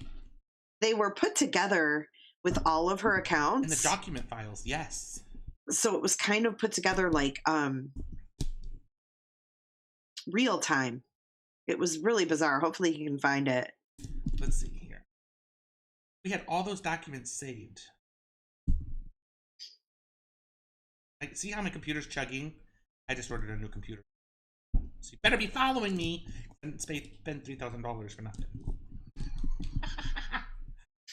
All for all y'all. Yeah, blame it on them. Blame it on you guys. He needed a new computer because of y'all. So she had a YouTube account too, you guys, that had all of these videos on it. She was making turkey and bacon omelets. This is why I hate Messenger. Here we go. So, files. Okay, let's see, files.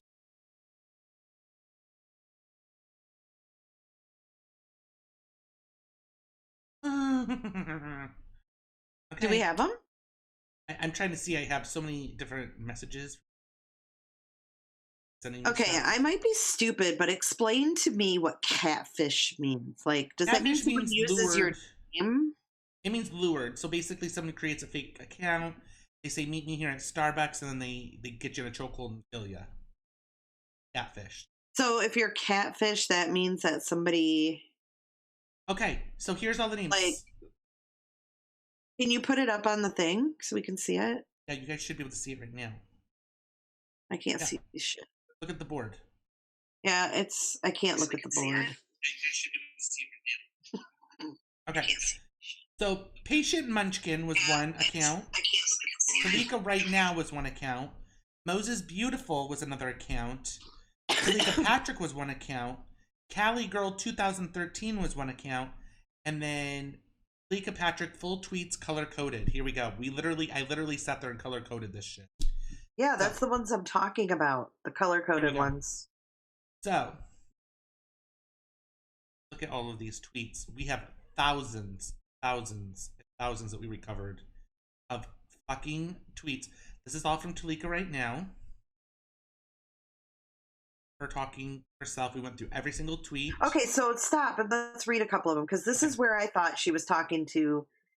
Like, see how she's just straight up tweeting? Like, she's not putting at anybody. She's just tweeting like, I'm laughing because I thought fear was whatever that says. Anyhow, God loves you so very much, and he wants you back safe and secure. I can't read all of it, but yeah, in his arms, that all he wants to love you and take care of you, and he will guide you on how. And then, so if you look at the times, like 7:42, and then 2 minutes later, she's like, at this time, you should probably get some rest. Right. And then 2 minutes later, yeah. So I always thought, I won't stop tweeting if you don't want me to stop. Yeah. See, I thought that maybe someone else was tweeting straight up on their Twitter. And then she says, so did you like the video I sent you? My baby, don't cry. Don't be sad. I love you. She's literally talking to somebody. So let's keep going. Okay, so now here's Cali Girl. So for instance, that one was, so let's see. 4/14 of 2013 at 2:41. 4/14 of 2013, Cali Girl says, refresh and view changes. Is that better? Looks like everything's switching over. Just takes time. I'm going to take a nap. You're still looking great. I hope you get rest later. She literally had to have like 4 or 5 fucking phones. Or she would log out of one account. But what is she saying? I mean, you're so intelligent. So beautiful. 3 minutes later, you're so beautiful. I just don't feel like she was talking to herself. I still don't. Yeah, I mean, we've speculated that this was a catfish setup from the get-go. So this is Cali Girl 2013. This is also an account that was, she spoke with. Wait, go back up. Go back up to the married thing.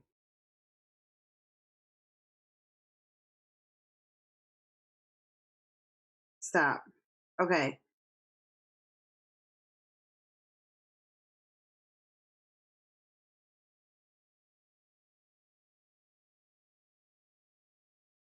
I was so proud of you. Yes, it will take some time. Blah, blah, blah, whatever. We'll heal, I promise. And then 4 minutes later, stop hiding. But notice how some of her texts are in, or her tweets are in quotes. Well, look at this. Dude, stop. Dude, relax. Stop freaking. I'm just having fun. And these are very cryptic. And then if you go down, so this is Cali Girl. So she stops at, on the 16th, on March 16th, January, February, March, April 16th. This is going, let's see where this ends. And then we're going to go into, I mean, we've got months and months. We're in, it's insane. Yeah, if you guys want to join the group, we have all of these files from 5 years ago that are still on there. Yep, I mean, 5 years ago today she went missing. See where she's asking questions like, stop. Am I real to you? Why are you crying? The honest truth is I'm devastatingly hurt. Dumb right now. Am I real to you? Well, if I'm not, then that is encouraging. I am honestly concerned that you are not safe. Because if I'm not real now, then that gives me hope that things may be different once I am real. What you're not taking seriously. So we have all of these. I mean, there is literally hundreds. I mean, you guys can see I'm only a quarter of the way through. And I'm scrolling and scrolling. Hold on. That's not secret, said retweet from Cali Girl to the... But in my heart, I really do love God. I was yearning for him the entire time. Never stopped living secretly, i.e. Who was that at That's Not Secret?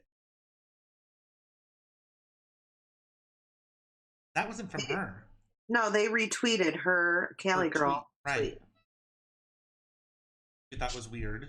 Oh, here's another Sorry, one. Megan. We kind of moved on from Watts, and we're kind of in the middle of this, but we'll be talking Watts tomorrow. He ain't going nowhere. Love Counter and ENG. Hi, how are you? I'm still working on things. Okay, so these are some of her tweets. So if you guys really want to kind of dig deep into this case, the Facebook group, what is it? Find Teleka Patrick? Yep. And then, oh, here Teleka Patrick starts replying. Teleka Patrick. Hi, Pastor Kelly. How are you? This is Teleka Patrick. I'm graduating from MD and PhD programs this weekend. This was on 5/25. Yeah, hi, love. How are you? Been super busy. You know, it just seems, oh my goodness, you were working. You know, it just seems like she's talking to somebody. And yeah, and it's weird because so you have this Teleka Patrick who's talking to people. I'm coming over after baccalaureate ends at 1, and I will be at Mount Widow by 1:30 p.m. Now that was at 5:25 p.m. on 5/23 or 5/25 of 2013, and then on 5/25 of 2013. So a little over an hour later, she's back on the Cali Girl account. Hi, love. How are you? Been super busy. About to start baccalaureate service now. So that tells you that that's the same person. And then we thought at one point that maybe they were sharing a password and like an account and talking to each other on one account. You know, like if I was seeing somebody and I didn't want anybody to know and I made a Twitter and I said, here's the password. Right, let's just talk back and forth. Instead of texting. And we don't know that she was tweeting herself. That's what we were told as the outcome was we that never felt that she was, though. We felt she was being catfished by somebody and someone was fucking with her mentally. Rather, we thought maybe at one time it might have been her ex-husband. Or Marvin Sapp. Marvin Sapp crew. Because he did have men who worked for him, including... He had bodyguards and shit. He had bodyguards. And and at one time someone approached her house and she was terrified and she tweeted about it or videoed about it. Oh my God, there's some guy just looking in my window. There's some guy just at my door. And what we thought was Marvin Sapp's crew, to the point that, understand, Jay was on the bathroom in her own home, thought that she could hear. Scared for her own life, thinking, oh my God, are they going to come after me? It was scary. And also, they came to, wasn't it like she went to his church and they told her that she could not go there anymore. Right. But she felt like somebody was following her. And now we're at the Teleka Patrick account now. She felt like someone was following her. So if you go down to the very end of her tweets, because that's when she really gets scared. On the Teleka Patrick account or Moses Beautiful? Or towards the very end of when she disappeared. So Moses Beautiful goes until there's 9. And then back to Teleka Patrick. October and November towards the end. So it says very last tweet on 12/7.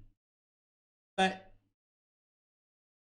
that was when that was her brother though. Her brother trying to find her. So the last person she was Patient Munchkin. Okay, on 12/4 of 2013, the day before she came up missing as Patient Munchkin, she says, "Please understand that I must protect myself spiritually." And then on 12/5, the day she came up missing at 6:40 a.m. that morning, she says, "I just activated @tweet_delete on my account to automatically delete my old tweets." That was it. And then her brother, 2 days later, because she was missing, reached out on Twitter and said, @Teleka Patrick, what's going on? Trying to find her. There was 20,313 fucking tweets. Not just a couple thousand. 20,000. Can you scroll up just a little bit more into the Patient Munchkin? There was something about demonic power. Yeah, Teleka Patrick, submitting abstract on spirituality and psychiatry in American Psychiatric Association annual meeting in New York. No, down further than that. Down or up? Towards the bottom, towards the end. Keep going down. No, the other way. There you go. So towards her last tweets. Okay. I'm so tired of this crap. Okay, start there. I'm so tired of this crap. If you love me, pick up the phone and call me. Do it from a different number, whatever. I'm tired.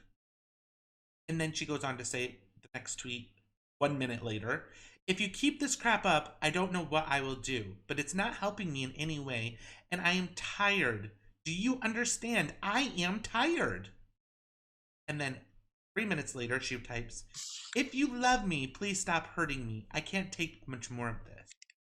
1 minute later, "I will have to cut you off again if you don't stop, emotionally and also the Twitter. Do you want my heart to be hard towards you?" See, so who's she talking about? Emotionally and also the Twitter. I have to cut you off if you don't stop. Exactly. Like as if somebody else was, they were talking back and forth every other time. And then, so that could have been whomever, the catfisher. And then she says, "Because that's what I have to do every time you do this. You're going to make me really have to cut you off. I can't keep doing this." And then it says, "Pay attention. You reach me through a demonic portal that gives demons power over me and dilutes my spiritual authority. Because you're using a demon to contact me, when I turn my heart towards you, it passes through demonic power. When I say I love you, I am saying I love you to a demon because that is how you made me fall for you. Sorry to have to spell it out like this. Until you can pick up the phone and call me, my Twitter goes down and you do not exist to me. If I don't protect myself spiritually, then I can't even help you. My authority in the spirit realm and the ability to cover you will be remarkably deep. Please understand that I must protect myself." The end. Mm-hmm. That was the end. And then she so that's wound the up 4th. dead. And then the 5th, she puts the program on there to delete all her past tweets. Okay, so I mean, we obviously can't go through and read all of these. You guys are more than welcome to join the group and read through them. It is really fascinating. Yeah, and we have them. We have the full Teleka Patrick in full color, and we have them each by individual. So we have Patient Munchkin right now we have them all also color coded into each section. So well, investigators, see, that's the thing. They didn't really look into this because Marvin Sapp had this personal protection order. So I think even if it was sinister like we thought, he had covered his bases by filing this PPO. Right. Now, if you guys look at this, okay, so this is where her car was found on the side of the road, where that semi sitting is where her car was found, in just off the handle of the road, and she had a flat tire. But understand, when the dogs came to find her, it went to the center of the road. Now, she was not found near the center of the road. Well, let's back up. Okay. Let's play the 911 call first. Okay. Before, because a lot of people might not have caught what happened after she was driving. Okay, so here's the 911 We've kind of been all over the place. Okay, it's going to be emergency. Just tone it now. It's on I-94, the westbound lane, right before mile marker 23. There's a car off the road down in the ditch. I have several emergency vehicles in the area looking for that car. You said it's closer to 23? Yep, I tell you what, it's about 200 feet to the east of the mile marker 23 sign. You know what? I just seen it looked like a not a fire truck, but a police car. Yeah. Okay. It was a. It should be an Ogden Dunes officer, a Burns Harbor officer, both up there looking for it. Okay, it's a pretty good ways off the ditch, telling right before the 23 mile marker sign, about 200-300 feet before that, and it's a pretty good ways off in the ditch. Okay, I will let them know. All right, thanks a lot. Bye-bye. Thank you, bye. Okay, that was one of the 911 calls. Would you play the wrong one? I don't know, did I? I can't. You did. I played the one that you said to play. 911 is exact location of the emergency. No, the 911 call. You know, it was a 911 call saying there's a car off in the ditch. Yeah, the 911 call is the people driving. So anyway, they called because she was driving erratically. That's what I played. Oh, I can't that's breathe. the same one I played. Look, it's her. Okay. And then, but it's just a guy. It's not the one where she was driving erratically. Though this guy was like, "There's a car. It's in the ditch." Blah blah blah. Oh, well, my bad. See, I'm given this information and I'm being ridiculed because I'm playing what's given to me. This is what you call a. We need to have this be a CF live, clusterfuck live, because. You know, we sometimes have nights like this, and it's okay. It's okay. So that guy that is reporting that car is reporting the car being about right where that semi is. Now, understand, you guys, she would have had to where her body was found, which was in the lake, and we're going to show you that in a second. But this semi truck here is where the car would have been. The dog sniffed her going to the center of the road as if she were picked up and someone took her away from her vehicle to give her a ride somewhere. Mind you, it was snowing, it was cold, it was blizzard temperatures out. But instead, where they found her body, she would have had to have walked across this grassy knoll. And as you can see, there's a fence right here. She would have had to have fucking hurdle jumped the fence. Wait, did you say grassy knoll? Are we talking about the JFK assassination? You shut up.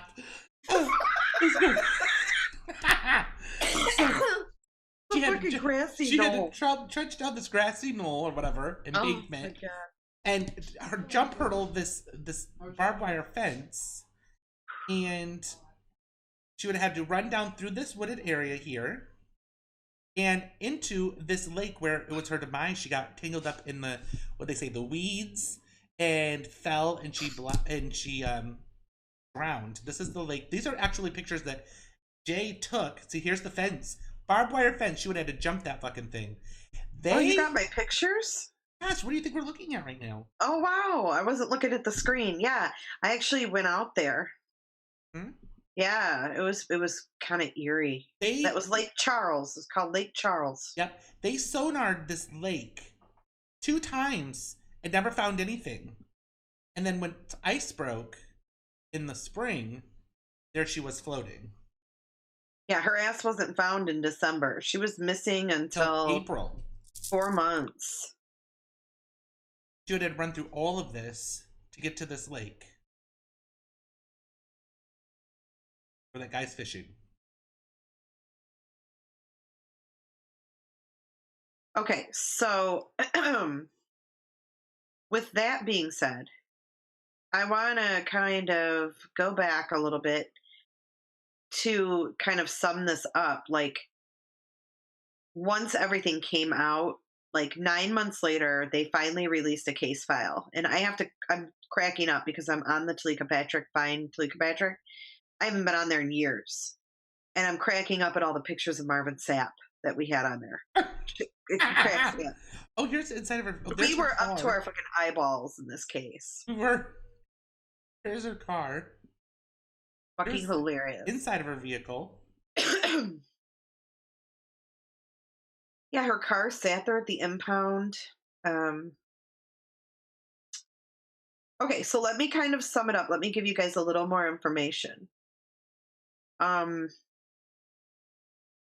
So this is according to newly obtained police documents. The night she disappeared, like I said, she borrowed $100 and got a ride from a fellow resident to the Radisson Hotel in Kalamazoo. The resident told police Teleka's voice was high-pitched as her eyes rapidly blinked. He says she told him she planned to meet a man at the Radisson, telling him not to attend the morning prayer group at Borges and asking him if he believed in demons. He said Patrick was acting strange and seemed confused. So this sheds a little light on the night that she went missing. After unsuccessfully getting a hotel room, the hotel shuttle driver gave her a ride back to her car, and she asked him, "Do not tell anyone we did this." The shuttle driver watched as she ran into the parking lot, and then he saw a car leave the lot moments later. The police report sheds new light on Patrick's life, showing that strange occurrences like this weren't uncommon. 7 months before she came to Kalamazoo to attend WMU medical school, while she was still living in Loma Linda, California, she began contacting pastor and gospel singer Marvin Sapp in Grand Rapids.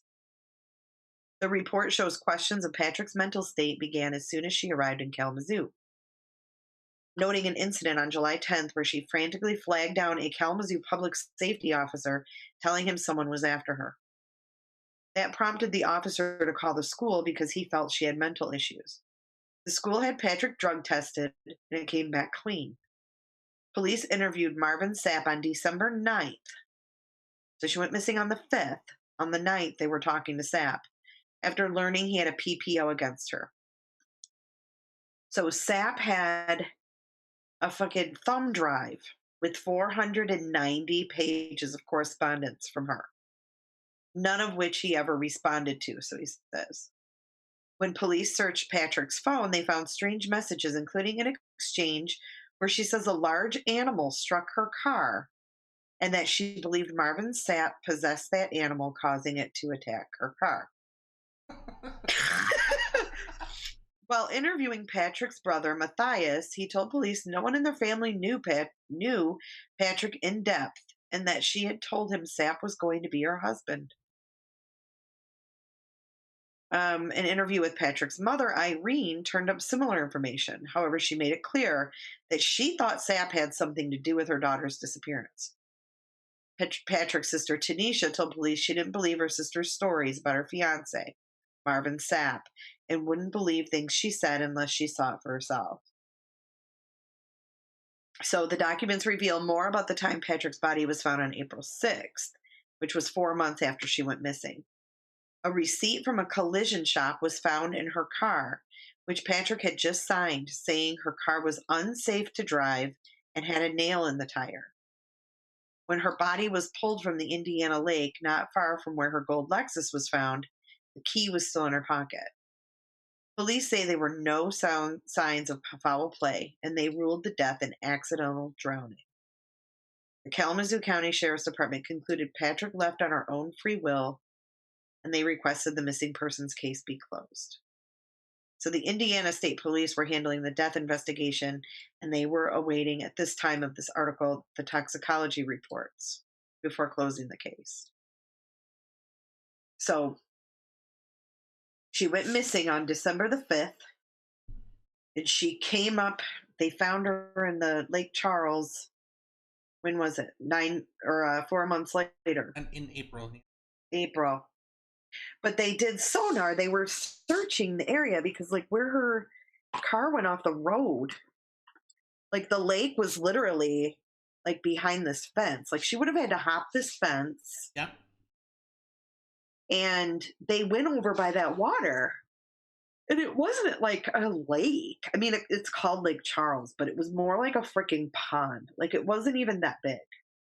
If you can see right here, this is if you were on the side of the road, the view, and if you were to go down into the ditch, up, and then jump over the fence, and run into the lake. And said that she didn't know how to swim, or like, she could have ran around the lake. I just don't understand, like, why someone in the middle of winter runs into a lake. Like, or into the woods. Did she think she...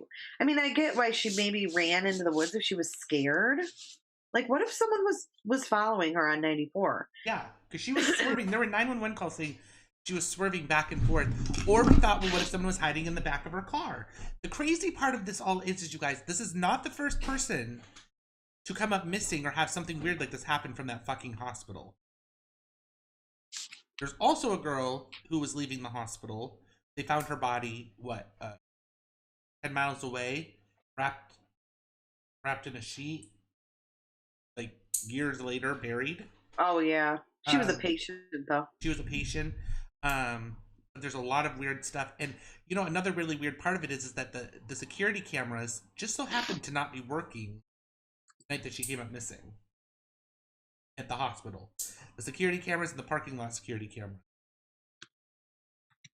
So we thought, well, was this a maintenance person who worked at the hospital?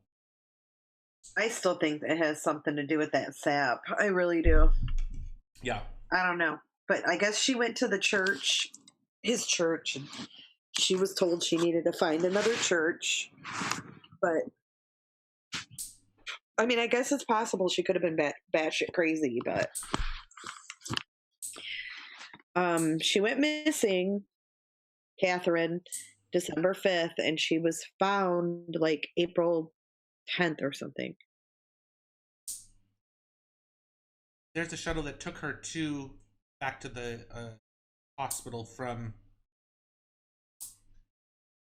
Because when she left and she said, can you please give me a ride to the Radisson, to her coworker, another person that was doing their internship there. And can I borrow $100? He said, sure. And he sent her the $100 in cash. He gave her the ride. He dropped her off at the Radisson.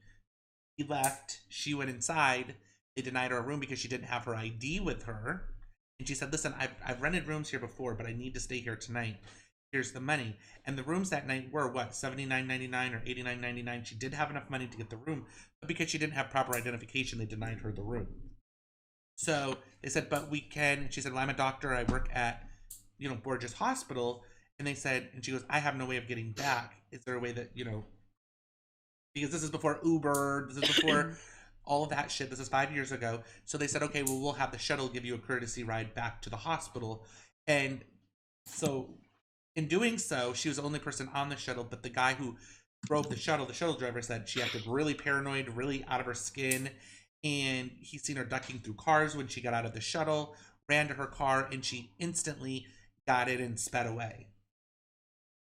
And so she never even went back into the hospital to go to her locker to get her ID or her purse or her personal. She literally fled. I just sent you the actual surveillance camera from the Radisson. Okay. It's kind of interesting to see her interaction with the front desk and everything. I just remember us studying that. Oh my God. And the people walking in and out. The people walking in and out, yep. And then her demeanor, you know, just the hand gestures that she made and how the, oh my God. And the one guy that kept going in the back, like to talk to his supervisor or something, you know, probably trying to get approval for her to get a room. That doesn't have a video. Find another one. You know, and I find it hard to believe too, though, that a freaking doctor such as herself, especially in a mental health field, would be able to hide schizophrenia. You know?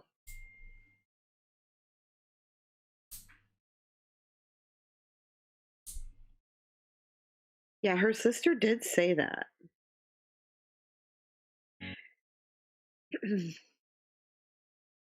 Did you get the video? Yeah, I think this might be one of her scenes. No, I just sent the last pictures. Okay. It's a Daily Mail. It's the surveillance.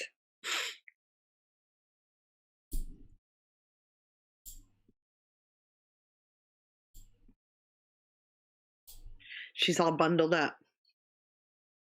Is not found.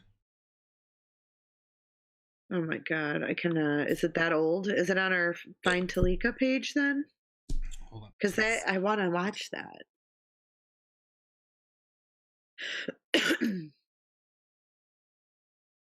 A lot of these are.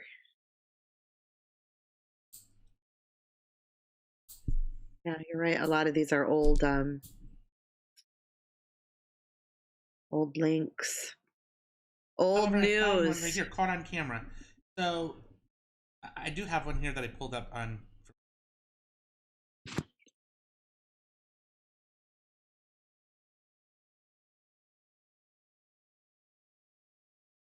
That's not loading. Okay. So here's this one, and it shows the videos of her in.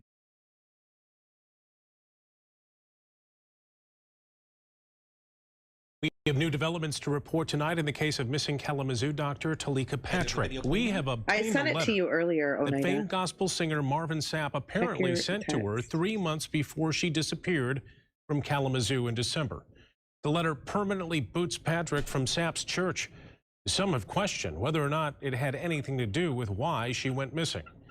24-Hour News 8's Leon Hendricks has tracked this case since the beginning. He has a report tonight. It is perhaps the part of the case that has garnered the most attention and speculation, this connection with Marvin Sapp. Oh my God, Rebecca's on today that they do not suspect Sapp of any wrongdoing. It's a letter that, in nicer words, tells Teleka Patrick that she's not welcome. It appears to have come from Sapp's church on the southeast side of Grand Rapids in response to stalking allegations that have been made against the now missing doctor. The letter was sent in mid-September. Patrick went missing on December 5th. The note, purportedly from Sapp and signed by his church's board of directors, has a clear message. Grace and peace, Miss Patrick, it reads. We greet you in the matchless name of our Lord and Savior, Jesus Christ.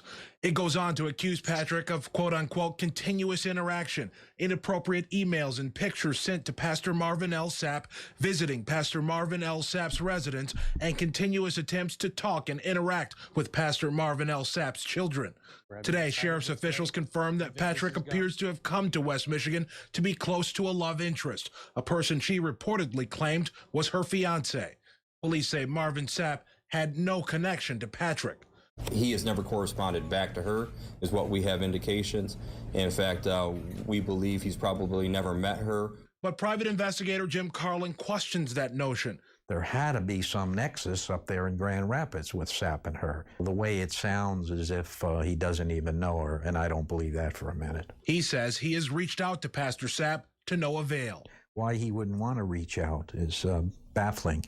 Today, investigators broke their weeks of silence and went on record with where their investigation stands. They revealed for the first time that they suspect Patrick was headed to a relative's home in Chicago when she disappeared.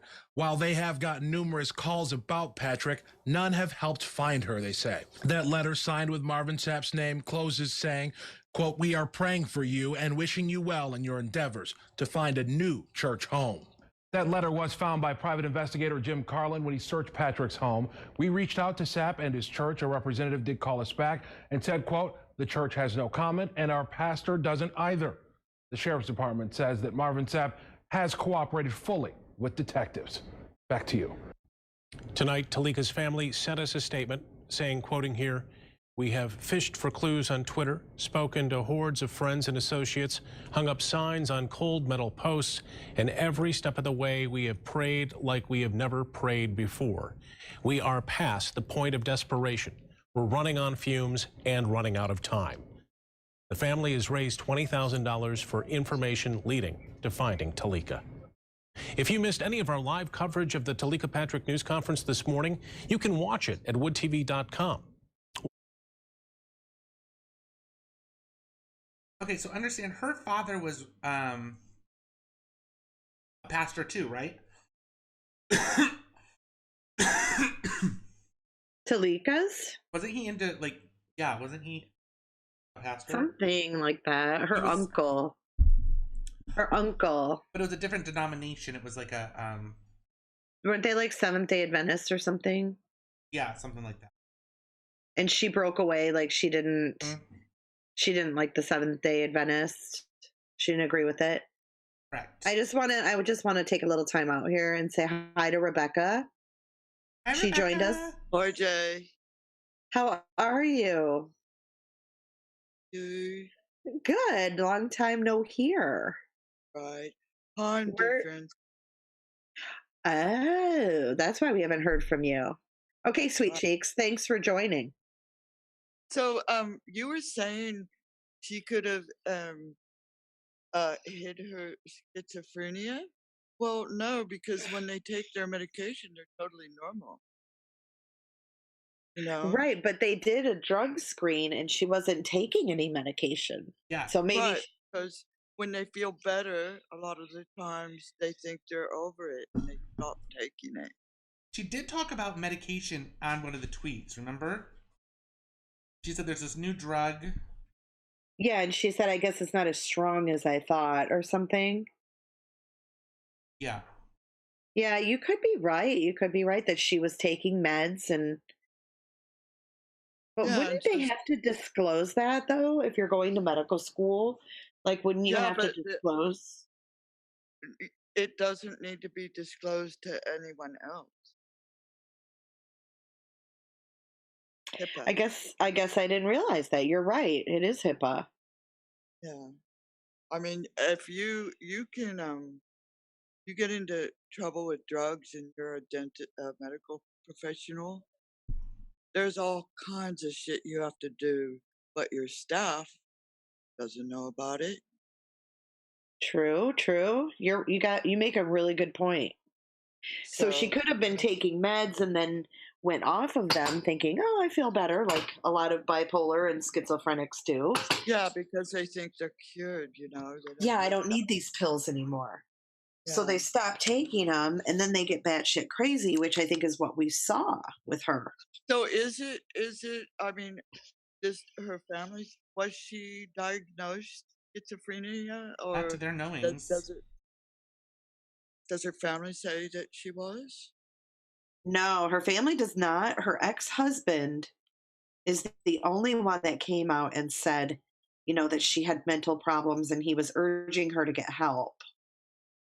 And that was ultimately what ended their marriage. Good. So. Was she an MD? Was she a medical doctor? She was, yeah. She was a resident. She was still a resident. Yeah. So she didn't, she obviously hadn't taken her boards yet or anything like that. So I got this link to work, Jay.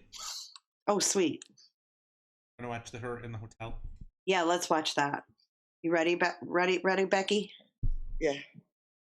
There she is. She's walking from her friend's car. There she is walking and approaching the desk. I hate when you hit pause, it doesn't. Talks to the hotel receptionist for 8 minutes. Trying to get herself a room.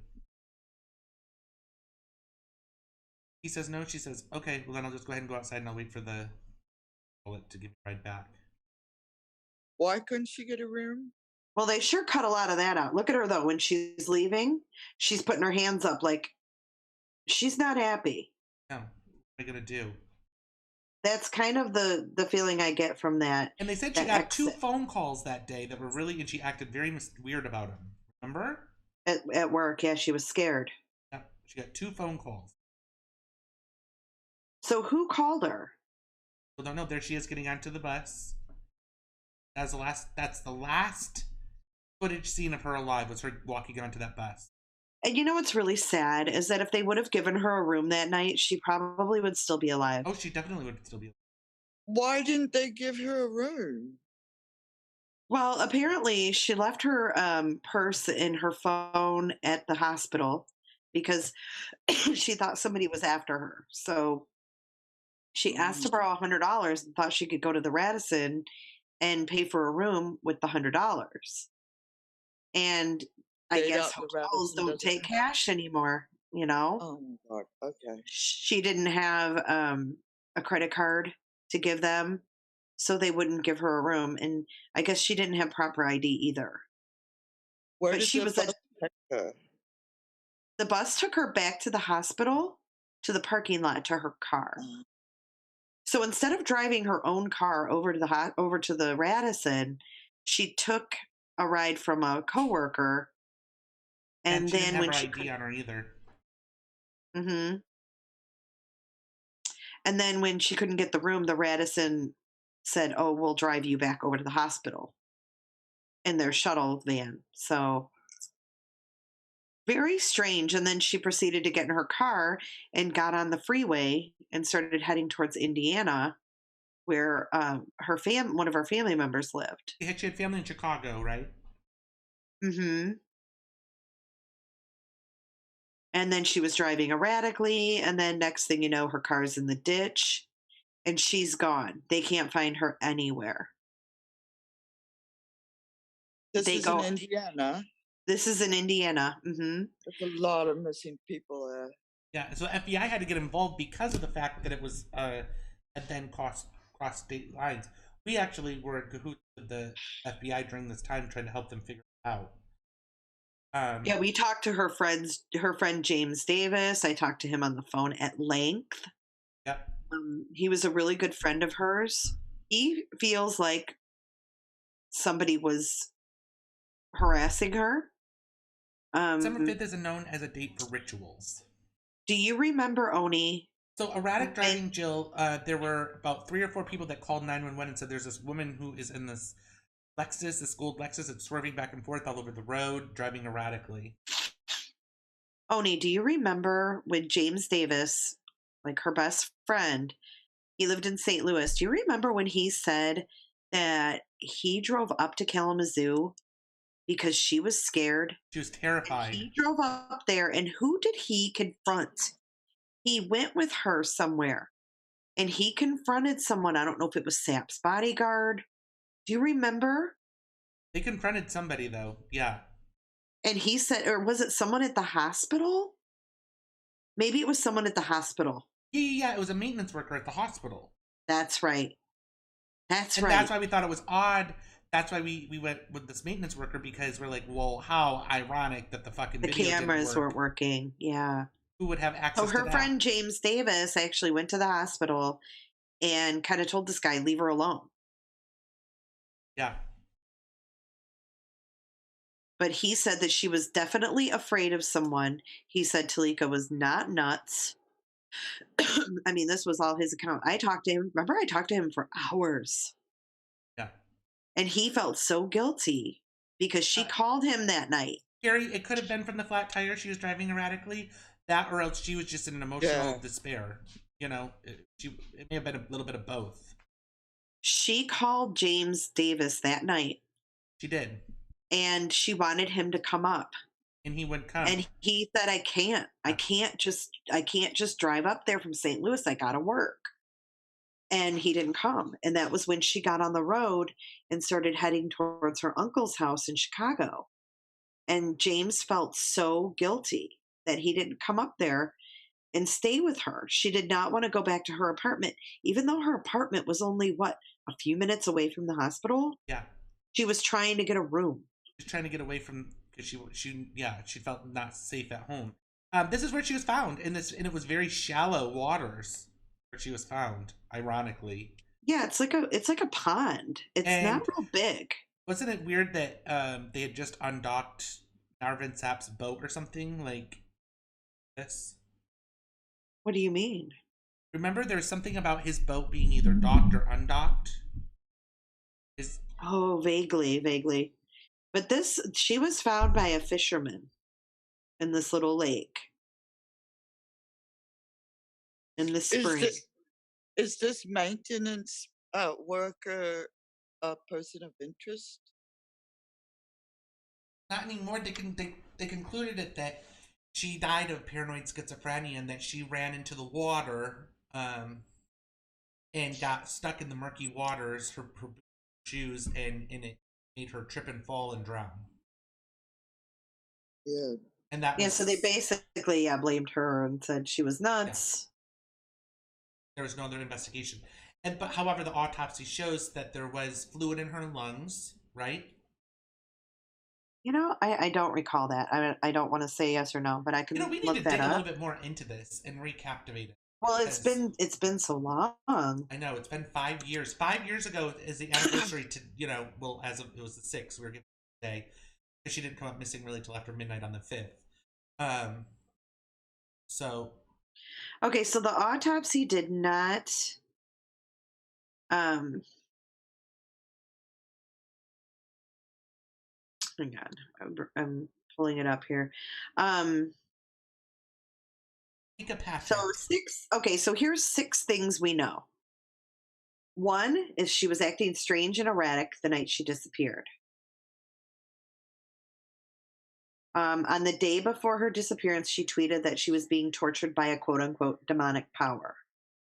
I can't take much more of this, she wrote.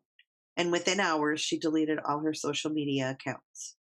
And then on December 5th, they say she seemed fine during her shift after work. She got two weird phone calls. She did get the 2 weird phone calls. She told a coworker that she lost her wallet and he loaned her $100. So on the way to the Radisson, the coworker took her to the Radisson. He said she was acting strange. The clerk at the front desk found her behavior, quote unquote, strange, to the point where the front desk asked her, "Are you okay?" Now, he said Patrick seemed unclear about why she was at the hotel or what she wanted, and she had left her wallet back at Borges, the clerk told the police later. After a convoluted conversation with the clerk, she asked for a ride back to Borges Hospital to get her wallet and return to the hotel to book a room. Because this is not the first time she would have stayed there. She had stayed there previously because of on occasions, correct? Like they said that I think she had gotten a room before, yes. Yeah. So then the second thing we know is that so this is from this article. Patrick was likely headed to St. Louis when she got on westbound 94. I think she was going to Chicago, but nobody knows exactly where she was headed the night of December 5th or why she was so far from Kalamazoo when she was scheduled to work the next morning. But in January, they said that Patrick likely was headed to Chicago to see a relative, or it could be her true destination was St. Louis to see an old acquaintance, which would be James. The friend in St. Louis is James Davis, a confidant of Patrick's. So Davis said that he talked to her on December 4th, and she begged him to come to Kalamazoo as soon as possible to see her because she was feeling scared and distraught. So the number 3 thing is she likely pulled off I-94 because of a flat tire, like you just said. She had some repair done on her Lexus. Mechanics warned her that her tires were in bad shape and needed to be replaced. So that could be why she was erratic, losing control. And then it says Patrick appeared to have drowned shortly after she ditched her car. Alerted by 911 calls that Patrick had driven off the highway, Indiana State Police and a rescue unit were on the scene within 10 minutes. 10 minutes! After getting the 911 call that the car was in the ditch. They found the car, but there was no sign of her. And the dog sniffed her scent going to the center of the road the opposite direction of where her body was found. Yes, in the center of the highway. Road, as if she hitched a ride and got in the vehicle of somebody, because that's what was believed to have happened. Or was put in the vehicle. Or put in a vehicle, yeah. So the body was found several hundred feet away in the southeast corner of the pond, the section of water closest to where Patrick's car was abandoned. In a closed pocket on the body, they found her car keys, her beeper, and $100 in cash. The cause of death appears to be drowning, although the coroner is still waiting toxicology. The body was decomposed, but identification was made using fingerprints. Yeah, was a nail found in the tire? I don't think they ever said. I think that I'll be right back. I'm gonna go take a restroom break. I don't think they said there was a nail. I think that they said her tires were really worn. And the mechanic said, you need to replace your tires. You're going to have some problems. Well, it says there's also this thing about her that she was stalking the gospel singer. Mm-hmm. Mm-hmm. So, she had to be, that she had a big psychotic break. You think that's what it was? Well, to probably stalk someone like that, something was yeah, wrong. I mean, but her body was there in the water for 4 months, yet she still had fingerprints. And I mean, it wasn't really like frozen either. It was. Yes, but it was very cold water, eh? Yeah, it was winter, so it was cold. So that would, preserve her somewhat, wouldn't it? Yeah, it would. It would. I just don't know if her fingerprints. I mean, I don't know. That's a good question. But there was a private investigator that was hired by her family. And he kept saying, the police haven't done enough to investigate SAP.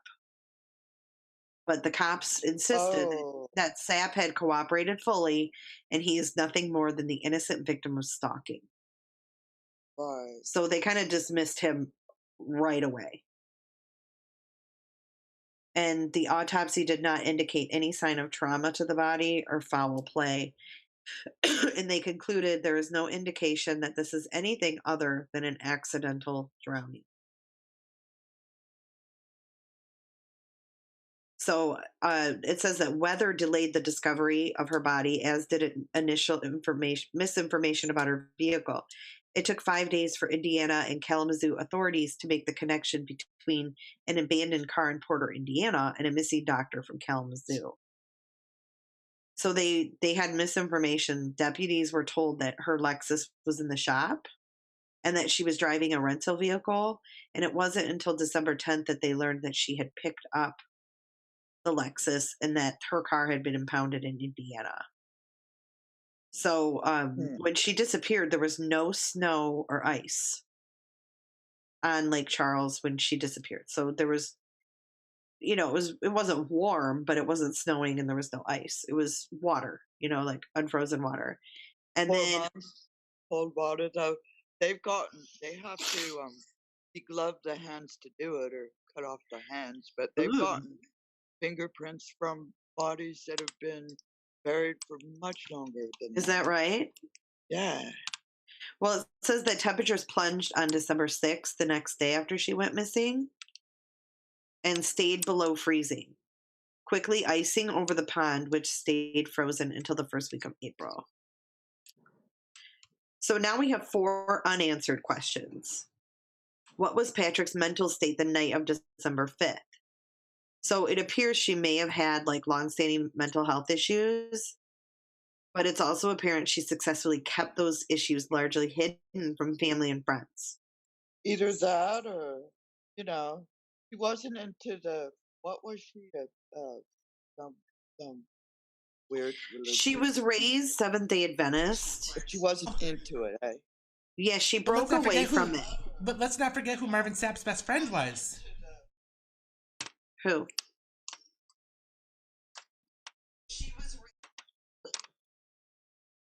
Turn your phone down. Who was his best friend? Whoops.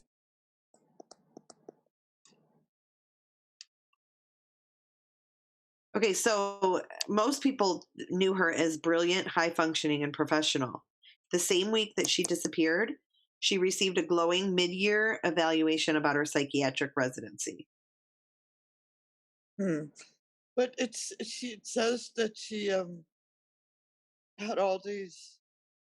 Well, that was in September. She was talking about a psychic and telepathic connection with some man. Yeah, which is Marvin Sapp, right? Well, and then Marvin Sapp's best friend was the chief or the head of the police department. Oh yeah, in Grand Rapids, that's right. He was very close with the police chief. To the point that the police chief actually stood up in his wedding. That's right, yeah. She was tweeting some pretty crazy things. She was. But if you saw another end of a conversation, it might make more sense. You know, and it almost looked like something was missing. But here's unanswered question number 2. Why did Teleka walk away from the highway after her car went off the road? Why would she walk away? Well, it wasn't dark, was it? It was. It was at night. So why? And she would have had to have climbed a 4-foot tall wire fence with barbed wire at the top. And the reason they had barbed wire on this fence was to keep like deer from running into the highway. So there was barbed wire on this 4-foot tall fence. And then the lake? And then the lake. So the cops say it's not clear why Patrick headed toward the woods and how she got over or through the fence. So here's the cops' quote. There are all kinds of possibilities on why she went away from the highway. That's one possibility. She may have been drawn by the lights at 2 truck stops on a service road on the other side of the woods. As for the fence, I'm not going to speculate on how she got through the fence, over the fence, or around the fence. Why not? That's a direct quote from Sergeant Fuller. Why not speculate? Why not figure out how? Right. Why wouldn't they want to figure out how she got around the fence, over the fence, under the fence, however the hell she got over this 4-foot tall? Somebody's asking what they found in the vehicle. They found her wallet. She left her phone at the hospital too. Her phone and purse. Her phone and purse were at the hospital. Her wallet was in the car. Wallet was in the car. Here is unanswered question number 3. Why did a bloodhound track Teleka's scent to the highway instead of the woods? A bloodhound brought in on December the 12th by the Indiana State Police tracked her scent from the location to the car to the highway's edge and did that twice. The dog's handler told the Kalamazoo Gazette in January that he had high confidence in the dog's ability. It's not clear why the dog didn't track Patrick to the woods, Fuller said Wednesday. Here we have Sergeant Fuller again. It's not clear why the dog didn't track her to the woods. Yeah, and he was out there that night. He was there on the 12th. So it was like a week later. Oh, it was a week But remember, later. they didn't find her car. They didn't know that was her car for 5 days. Her car was sitting there for 5 days. Yeah, did she have her ID on her? What was it that she didn't have in her wallet? Her ID. Her ID and a drop-off. Patrick's body was found in 3 feet of water. So it's unclear why Patrick didn't pull herself quickly out of the water. Right. Fuller did not know if Patrick could swim. 3 feet. 3 feet of water. That's fucking weird. Know how to swim. Isn't this a weird case? Would you even need to swim in 3 feet of water? No, you can kneel in it. Right. Okay, so here's the last paragraph. Fuller said some aspects of the case will remain unknown, but finding the body at least ends the mystery about her whereabouts. Hopefully this will offer some closure, Fuller said at the press conference. Our hearts go out to the Patrick family. So they didn't dig too deep, did they? No, we were all because pissed. it says that in November she'd been hearing voices. She was taking a schizophrenia drug, a new one. So, you know. Yeah, I mean, I think you're right. I think odds are she had definitely some kind of mental illness going on. But is there more to this? Was Marvin Sapp getting sick of this bitch?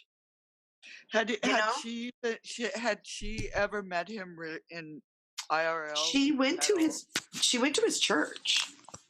So I believe she did. I don't know if they actually spoke, but I know she was there and she attended his church because she was sent a letter later saying that she was no longer welcome there. Didn't even want to go to medical school there. She just went there because it was close to him. She went there because it was close to him. Bloody hell. Yeah. But how do we know, like when she lived in California, that she wasn't like this fangirl and he was like digging it, and kind of flirting around with her, and then this bitch is a little wacky. She moved to Michigan. It was no longer just this, flirting, she's a fangirl, because he has a lot of chicks. We went on at the time, it was 5 years ago, there was more like message boards. Reality show. Yeah, and there was all these women just loved him. And she wasn't the only one that was seemed to be obsessed with him. Yeah, I've always said I think she was dumped later. So look at this cryptic message here. Read it to us. It says, "Maybe I'm getting too close to you or something, so I retreated." At Teleka Patrick 5 months ago. Right after I joined up, what I do know is that it creeped me out and scared the living daylights out of me. Maybe it's just a coincidence. Maybe he just happened to be in the area at 7:30 a.m. I don't know. Maybe it's just bad luck that it happened. My home, and didn't talk to me, though he has talked to me several times prior. I mean, maybe it's not a big deal that the guy who appears to be the head of security you work just randomly showed up. Huh. Yeah, I remember that now. The head of security. And it says right after I joined up. Joined up. The church? Yeah, and then the head of security was at her house, remember? Maybe it's just a coincidence. Maybe he just happened to be in the area at 7:30 a.m. I don't know. Maybe it's just bad luck that it happened. My home. And didn't talk to me, though he has talked to me several times prior. And it happened near my home, I think is what it was supposed to say. But yeah, so she ran into the head of security, is what she's making it sound like. And it creeped her out and scared the living daylights out of her that he just happened to be in the area at 7:30 a.m. And he didn't speak to her, even though he's spoken to her in the past, maybe at church or whatnot.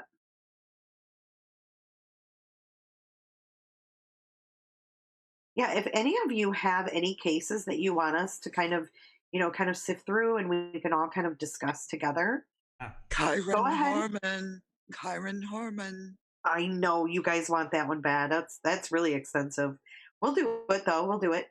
If you guys have any requests though, go ahead and go to my Facebook page, J is for Justice, and go ahead and message me. Send me a message and give me some information, and we'll look into it. Because it's really just kind of cool, like to kind of go over this stuff together and toss around ideas. Oh, hold on, there's more correspondence. Because there's so many cases that, not everybody has heard about. I mean, the Watts case is great. It's intriguing and everything. Just because it's so weird. It is weird. It is weird. And we've never seen anything quite like the Watts case. You know, especially with all the Discovery released and everything. We haven't seen anything Right? quite like that. But there's a lot of cases that we haven't heard about, you know, even some that are unsolved. If you guys, I don't know if you listened to the Teacher's Pet podcast or heard anything about that, but I can't remember his name right off the top of my head, but I listened to the podcast. They brought up an old case from the. Yeah, and I live in You're in Australia, so Australia. it's That's where yeah. They that's finally arrested his old big ass. news here, man. Yes, I listened to that podcast and I was like, oh my God, how did this guy get away with this for so long? And they finally arrested him. So, you know, things can happen, you guys, with social media and discussing things and doing podcasts and bringing up unsolved cases. Things can happen. I thought God, that I was want him to. I that want was him such to a get great fine testimony. Kyron. I know. What do you So have? What glad. correspondence you got? Ooh, they have threatened to expose you? Yeah. Oh, this is all coming back to me now. And destroy your livelihood? That's why the Bible says to love your neighbor as yourself. That means you have to love yourself first, and then the neighbor as yourself. Expose who? Whoever she was talking to. Be exposed. Sometimes you have to be willing to not be liked. Everyone is not going to like you time, and that's all right. Isn't today kind of a special day? And well, you can't want them to like you. Seriously? Rise up and stop being so danged afraid. Where is your spirit? Wow. I definitely think that it's possible she could have been dumped later. She says, though, at the top of it, don't these numbnuts live off of you? Don't they need you to thrive? They threatened to expose you and destroy your livelihood? Wasn't there something too that she was saying he was bisexual or something? Oh, hold on. Prior. I mean, maybe it's not a big deal that the guy who appears to be a head of security where you work just randomly showed up in front of TMI, in front of, my home, and didn't talk. They're kind of scrambled. Yeah, that's what she meant, though. She says it showed up in front of my home. Yeah, to threaten because she was gonna expose the pastor. The pastor. Yeah, because aren't all those guys fucked? She says, I mean, maybe it's not a big deal that the guy who appears to be the head of security where you work just randomly showed up in front of, and then it says, my home, and didn't talk to me, though he has talked to me several times prior. Maybe it's just a coincidence. Maybe he just happened to be in the area at 7:30 a.m. I don't know. Maybe it's just bad luck that it happened. TMI is coming down very soon. Much information. But I mean, no. Even so, with being scared out of her mind, like jump into a pond and drown. Yeah, and you know what else, Rebecca? Let's take it a step further. They searched for her and they couldn't find her in 3 feet of water. Wouldn't the bitch have been floating? No, not in that amount of water, not in 3 feet, especially if she's drowned. You know, Wouldn't they have seen her weave or something like on the top of the water? No, she'd be at the bottom, you know, because she'd be full of water, you know, full of water in 3 feet. What if she had that big black winter coat on though? That you saw her in when she was. You'd think they would have seen something in 4 months. Yeah, in 3 feet of water, right? And they used sonar. They used sonar and couldn't find her ass. Sonar. No, it was a fucking pond. Oni, pull up those pictures again that you had up. That was good. That map.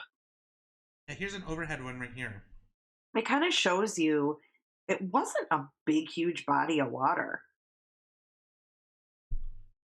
Yeah, it wasn't like a big lake. No, it was more like a pond.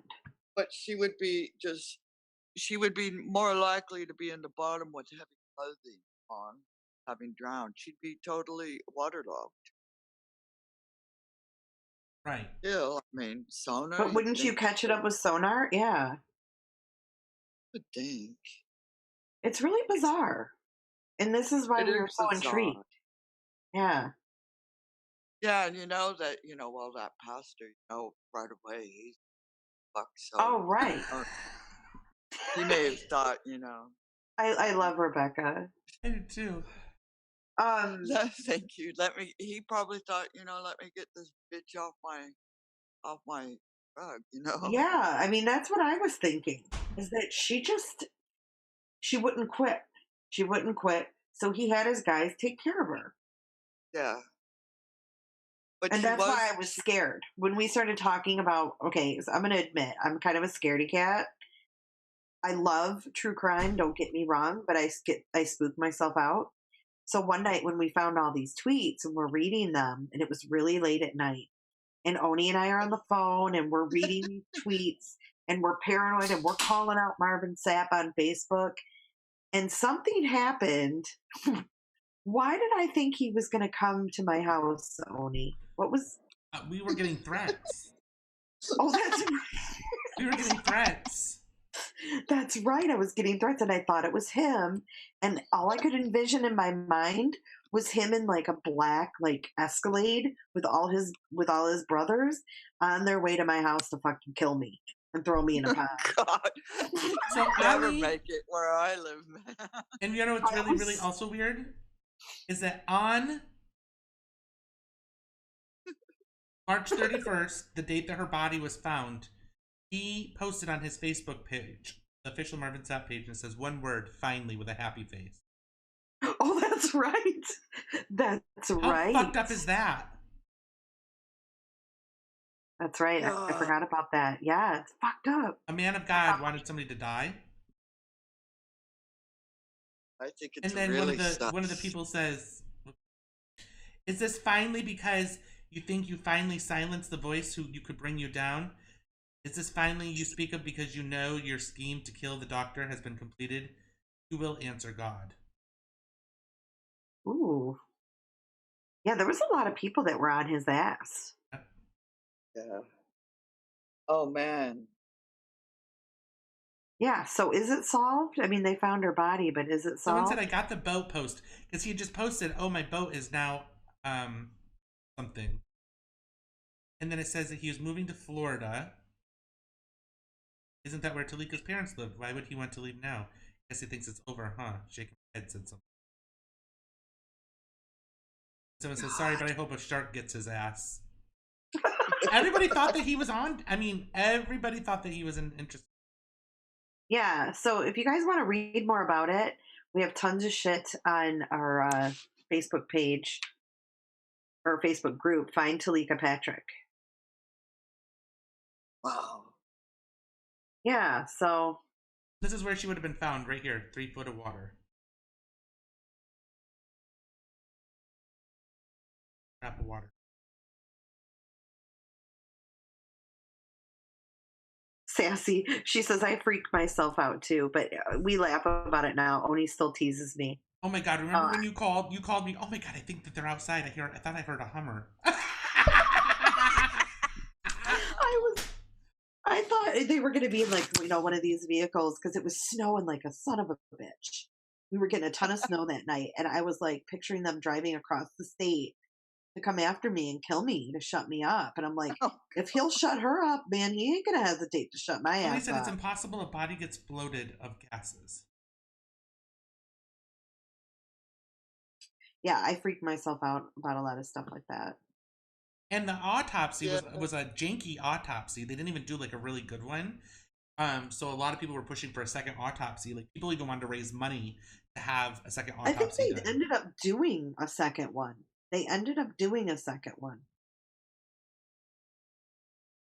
But there was something, remember, they couldn't figure out what the cause of death was or something like that. So it's undetermined? Yeah, like the official cause of death was drowning, accidental drowning, but the second autopsy did not prove that. But they kept the first reason or the cause of death in the first one. How do I allow people into the group, or are you letting them in? Oh, hold on. Says the second autopsy confirms death by drowning. Oh, the second one did? Did you look that up? Yeah. Did the first one say that as well?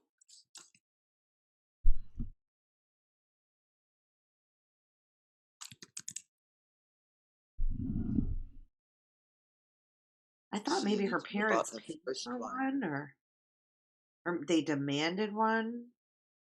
Oh, here's a nice article. Marvin Sapp pleads for women to stop showing up at his house. Like he's some big dog daddy. Jesus Christ, I can't. But don't you remember all those women that were taken to his freaking blogs and stuff? That's crazy. Yeah, I think we have more people on the block list than we had on the invite. I believe that. Yeah, so he's telling people. Okay, here's his post. Important, with a bunch of exclamation points. Women, please stop showing up at my home. I haven't and won't inbox you. If I'm interested, I'm not communicating with you via social media or through subliminal messaging. I'm not inboxing you asking for any amounts of money for anything. And to the women that showed up today at 7:30 a.m., I have the make, model, and license plate of your automobile, and I have reported it to the authorities.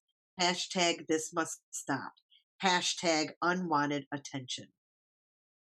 That was his Facebook post.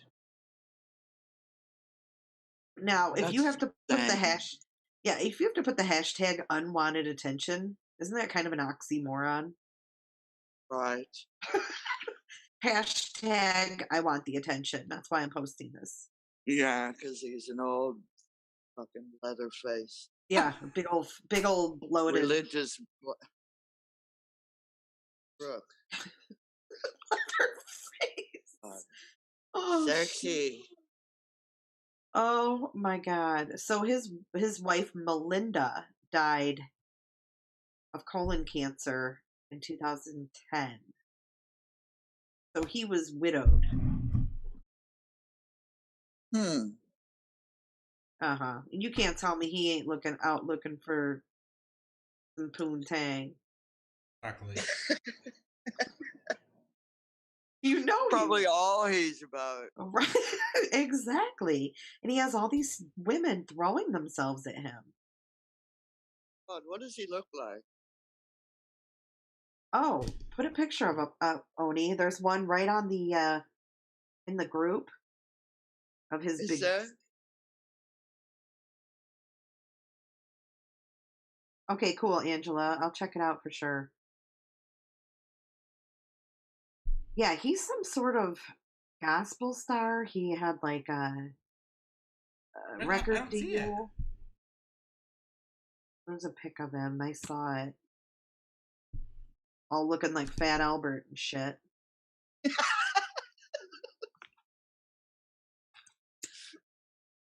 Here it is. That's who I envision. Oh, wait till you see him, Rebecca. He'll be everything that you thought he was and more.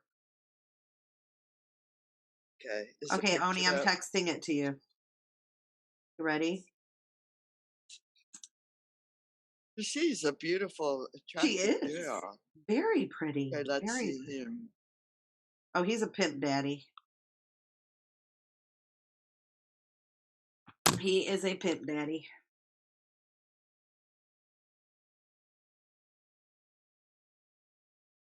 Mara Murray. I feel like I've heard. Where did that happen? There's a lot of podcasts about her and a lot of. I've heard. Yeah, maybe that's where I've heard that name. So did you live near where that guy, what's his name? The one that just got arrested, the one with the man boobs. Man boobs? Yeah, the one that just. Oh, no, I'm in Adelaide. Oh, you're not near there then. No, but like talk about, oh, what did I tell you? Yeah, he's a pit daddy. Leatherneck, fat fuck. Yeah, he thinks he's hot stuff with his fake fireplace. Yeah, and there's his dead wife. The picture of his dead wife, like he misses her. He's phony baloney. Phony. Tony Romas. Oh shit! Who here loves Rebecca? If you love Rebecca, type a 1. She's great. You can always go to, like, if you have an iPhone and you go to podcasts, you can just search like a person's name, like Mara Murray, and it'll pull up all the podcasts that have that name in it. And there's a lot of them. Is there? It's pretty cool though. I like listening to different podcasts. You know, even though it's the same story, everybody tells it different. Right, I do. I love that too. The guy that's on the news here, those blocks they're talking about, you know, when they bought those and built those houses, you know, land was so cheap back then. Now those houses are, you know, millions and millions of dollars. They're on huge acreages. So did they find her body? They did. Was she at the house? Backyard, I believe. Was she under the pool? Remember he had that pool put in after? Yeah, they dug up the pool. I think it was in the patio, you know, near the pool. She was under the concrete. Yeah. For all those years. I wonder, you know, what her girls are like now, because I know one girl was like on the dad's side, like he couldn't have done it. The other girl was like, dad did something. So I wonder how that whole dynamic is going down, because they were both on both sides of the fence, on opposite sides. They never got to know their mother. They were like 2 or something when she disappeared, and then he had that schoolgirl come and be their mom. Oh, we're talking about what is his name? I gotta look up his name. Oni, are you still around? Are you alive? Yeah, I'm over here. I'm doing research. God, I can't remember his name. He was a Chris Dawson. Chris Dawson. Yeah, Chris Dawson. And his wife's name was Lynn. Yeah. And he was screwing a student. He was a teacher when he was younger, and he was married and they had children, and he started screwing one of his students, and he moved her in their house. It was a really who was farting? Rebecca? Rebecca? No, it's not me. Did you hear that? Yeah. For fuck's sake. Somebody break wind? Whoever. Yeah, I wonder who. Whoever heard it dealt it. Yeah, right. Whoever dealt it or smelt it dealt it. Yeah, Kimberly said Oni. We know it was Oni. Oh, sorry, I lied. They haven't found the remains. They didn't find the remains. Are they looking? How much? So anyway, he moved the student in, and he was screwing her, and he was kind of what made it seem like to the wife like she didn't have a good home life or something, and she was like helping out with the kids or something like that. First he told her she was only like 16 at the time. He'd be the babysitter. Then disappeared, and he moved in, and they'd been screwing, you know. Yeah, and then they got married. So now she's the mom. Yeah, weird. That was a weird case. They still haven't concluded the forensic examination of the home. Wow. So maybe they'll get the remains. Hopefully, so her family can have closure. So sad. Yeah, it's terrible. And he made up a lie that said, like, that she left and just never came back. Yep. And that's what he told those kids. Well, the neighbor, who was her friend and her best friend, told them always that she didn't leave them. That she would have never left you. Yeah, I heard that lady. She loved them. That's a really good podcast, you guys. If you want to listen to it, it's called The Teacher's Pet. And his name is Chris Dawson. And then he had a really weird relationship with his twin brother, too. Yeah. It's really an interesting case. But I was just really, when I saw that he got arrested, I was like, holy shit. That's great. But every picture I see him in, that's why I said he has man boobs. He never has a freaking shirt on. And he's old. Oh, gross. Like he's old and saggy. Like he was Put a shirt on it. Yeah, he's all saggy and boobs.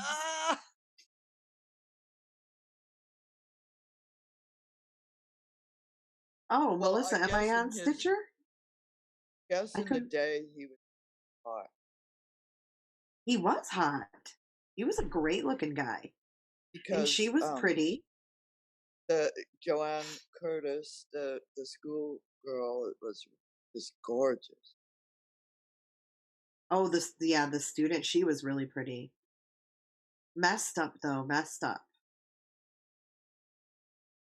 She had a messed up home life. Her mom was messed up, and then her dad had no control over her.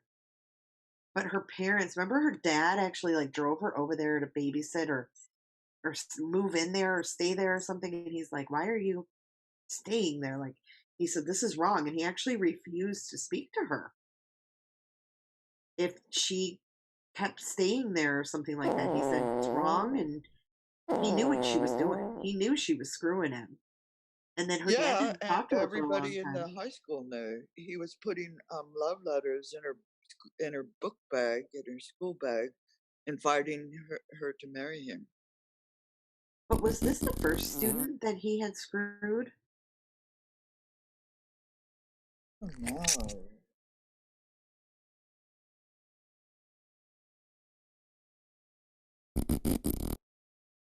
Thanks, you guys, for subbing to my podcast. I know I only have one episode out, but I'm fixing to come out with a couple more soon. Yeah, we're going to actually, Oni and I are going to collab. Awesome. And I think we're going to have to wrap up the Watts case, too, because I think we... Yeah, I mean, what else is there? Yeah, I mean, you know what I want to do is kind of just do a few episodes and now come at it from a factual basis of what we know to be fact from beginning to end, you know, and then close it. And then one of the weirdest things about that case to me is the MLM. Like, if you started getting hyper excited about a fucking protein bar, wouldn't everybody in your world think you lost your mind? Probably, but some people don't, and maybe that's why she surrounded herself with others who did the same thing. But I mean, wouldn't most people think you lost your fucking mind? Yeah, I mean, I have people on my Facebook page that sell that, and they don't put out nearly as many videos as she does, and I think they're a little crazy with it. She was over the top with all of that, and people even said that they had kind of like, you know, blocked her from seeing her posts because she did it so much. Well, I'm so excited. I'm so excited about a fucking protein bar. You know, Jills, I would love to talk to Nathan Trinistich, the Watts neighbor that had the surveillance. I would love to speak to him more about these fights they heard. And well, he's probably getting inundated with requests, but he probably is. He seems very amenable to talking. He does. I would love to shake his hand. What a Smart guy. Okay. He really did good. He really did good. What's the thing that you're farting? Who? I don't know. They keep hearing farts. It's you. I'm not farting. If I farted, I'd shit myself right now. Can anyone else hear the farting, or is it my phone? I'm not farting. It must be Rebecca. My asshole's puckered. I'm not. Oh, Nathan's on Facebook. I'm gonna try to reach out to Nathan Trinistich. See what happens. DMing. I'm going to. I'd love to talk to him. I mean, I was just bored when I heard that, they have these fights and he yells and see, now I'm looking at his Facebook, and November 26th he posted a picture of himself hunting, and Nicole Atkinson commented, "Now this looks like you. Don't be a stranger," with purple hearts. So they must have, kind of kept in touch. But he seems like he would have be the type of guy that thinks the Thrive thing is fucking bad. Oh, I'm sure. I'm sure. Hey, you guys, I'll be right back. Oni, I'm going to step away. I'm going to go get something to drink real quick. Yeah, also known as taking a shit. Maybe he'll stop that farting. I know. I heard that, and that was not me.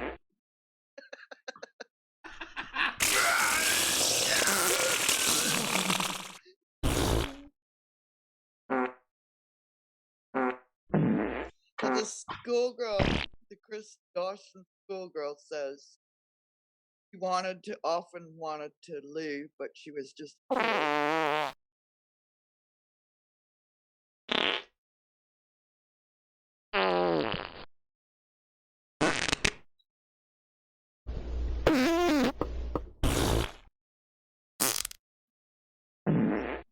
my god! After that last video, there's a... Oh my god, I wondered whatever he was talking about. After the last video on Teleka on YouTube, there's a fart video that's playing. I can't even handle. It's a fart noise video. Somebody posted a fart. Jesus Christ. Feel better now? I'm like, I wondered what the hell that sound was. It did sound like a fart, but I didn't think it was an actual fart.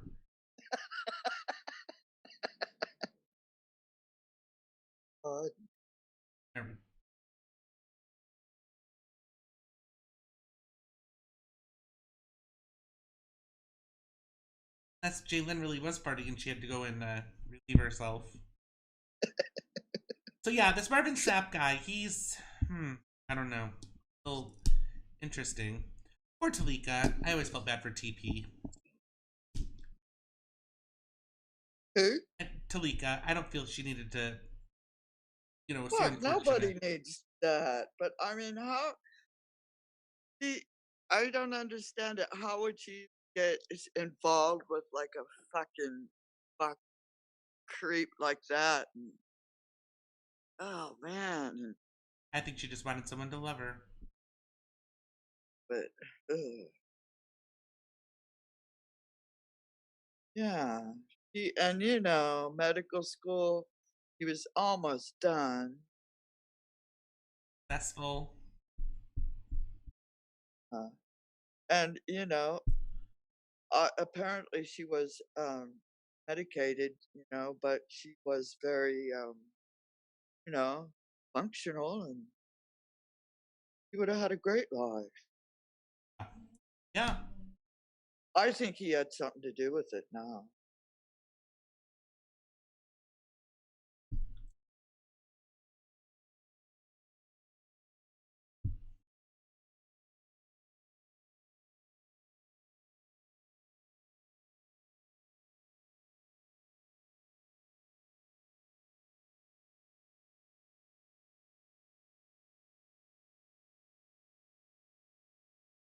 Yeah.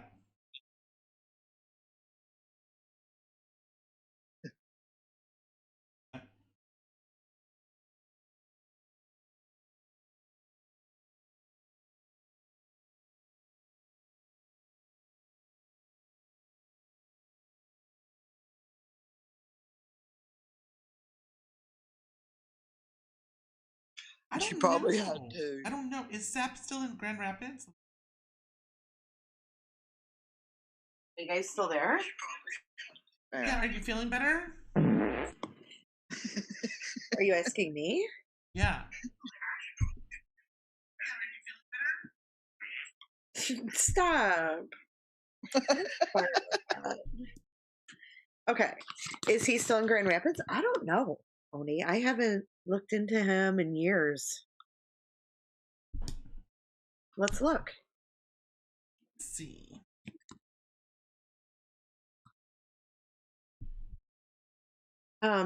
So tomorrow night, you guys,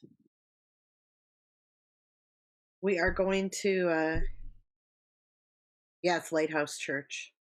Tomorrow night we're going to stream the 2020 episode. Yes. Oh, all right. I'll have my new microphone by then, so it'll sound all like professional studio. Oh, so your farts will sound even deeper. I don't fart. Wonderful. I'm very ladylike. But yeah, tomorrow we're going to stream the 2020. It's at 8 p.m. Eastern Standard Time. So what time is that for you? 8 p.m. Yeah. Eastern time. Early afternoon. Oh, okay. Well, if you can tune in. Yeah, I want to hear it because, of course. Oh, so he still is in GR. Oh, you won't get it. Oh. Have a job. Yeah. Oh, I didn't realize that. Oh, he still has Tuesday night Bible study. Oh, God. Bar. Oh, yeah, he thinks he is just the cat's ass. He does. You know what we have to say to that? His Sunday. Oh, now he's a bishop. Now I'm on his website. Marvin L. Sapp Ministries. Bishop Marvin L. Sapp, senior pastor. So he streams live on the web too. Oh God. Mm-hmm. Makes me sick that he's taking the American taxpayer for all they got in a nonprofit.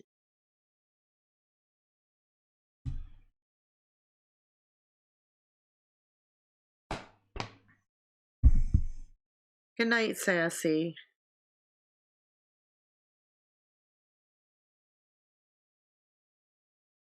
Well, are we going to call this a night?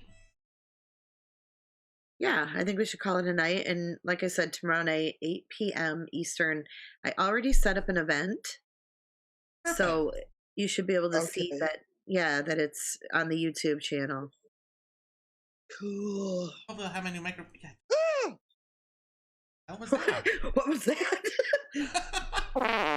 Jills, we're just goofing around and having fun. It's not that deep. Because I was looking at the live stream and it's like, the top of my head is that looks like very weird. So. Oh, you're fine.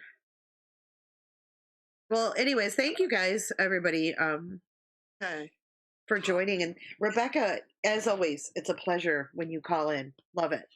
Yeah. Thank you guys. And we hope that you can come on tomorrow. We're gonna chit chat on commercial during 2020. Yes.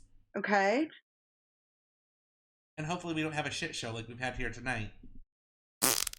Yes, we will be more organized tomorrow, promise. We've had some late nights this week.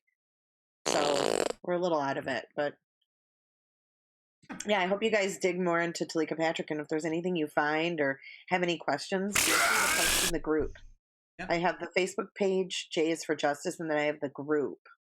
So if you want to join the group, request and I'll let you in. So, all right. Good night, guys. Night, everybody. Night, Rebecca. Hearts out.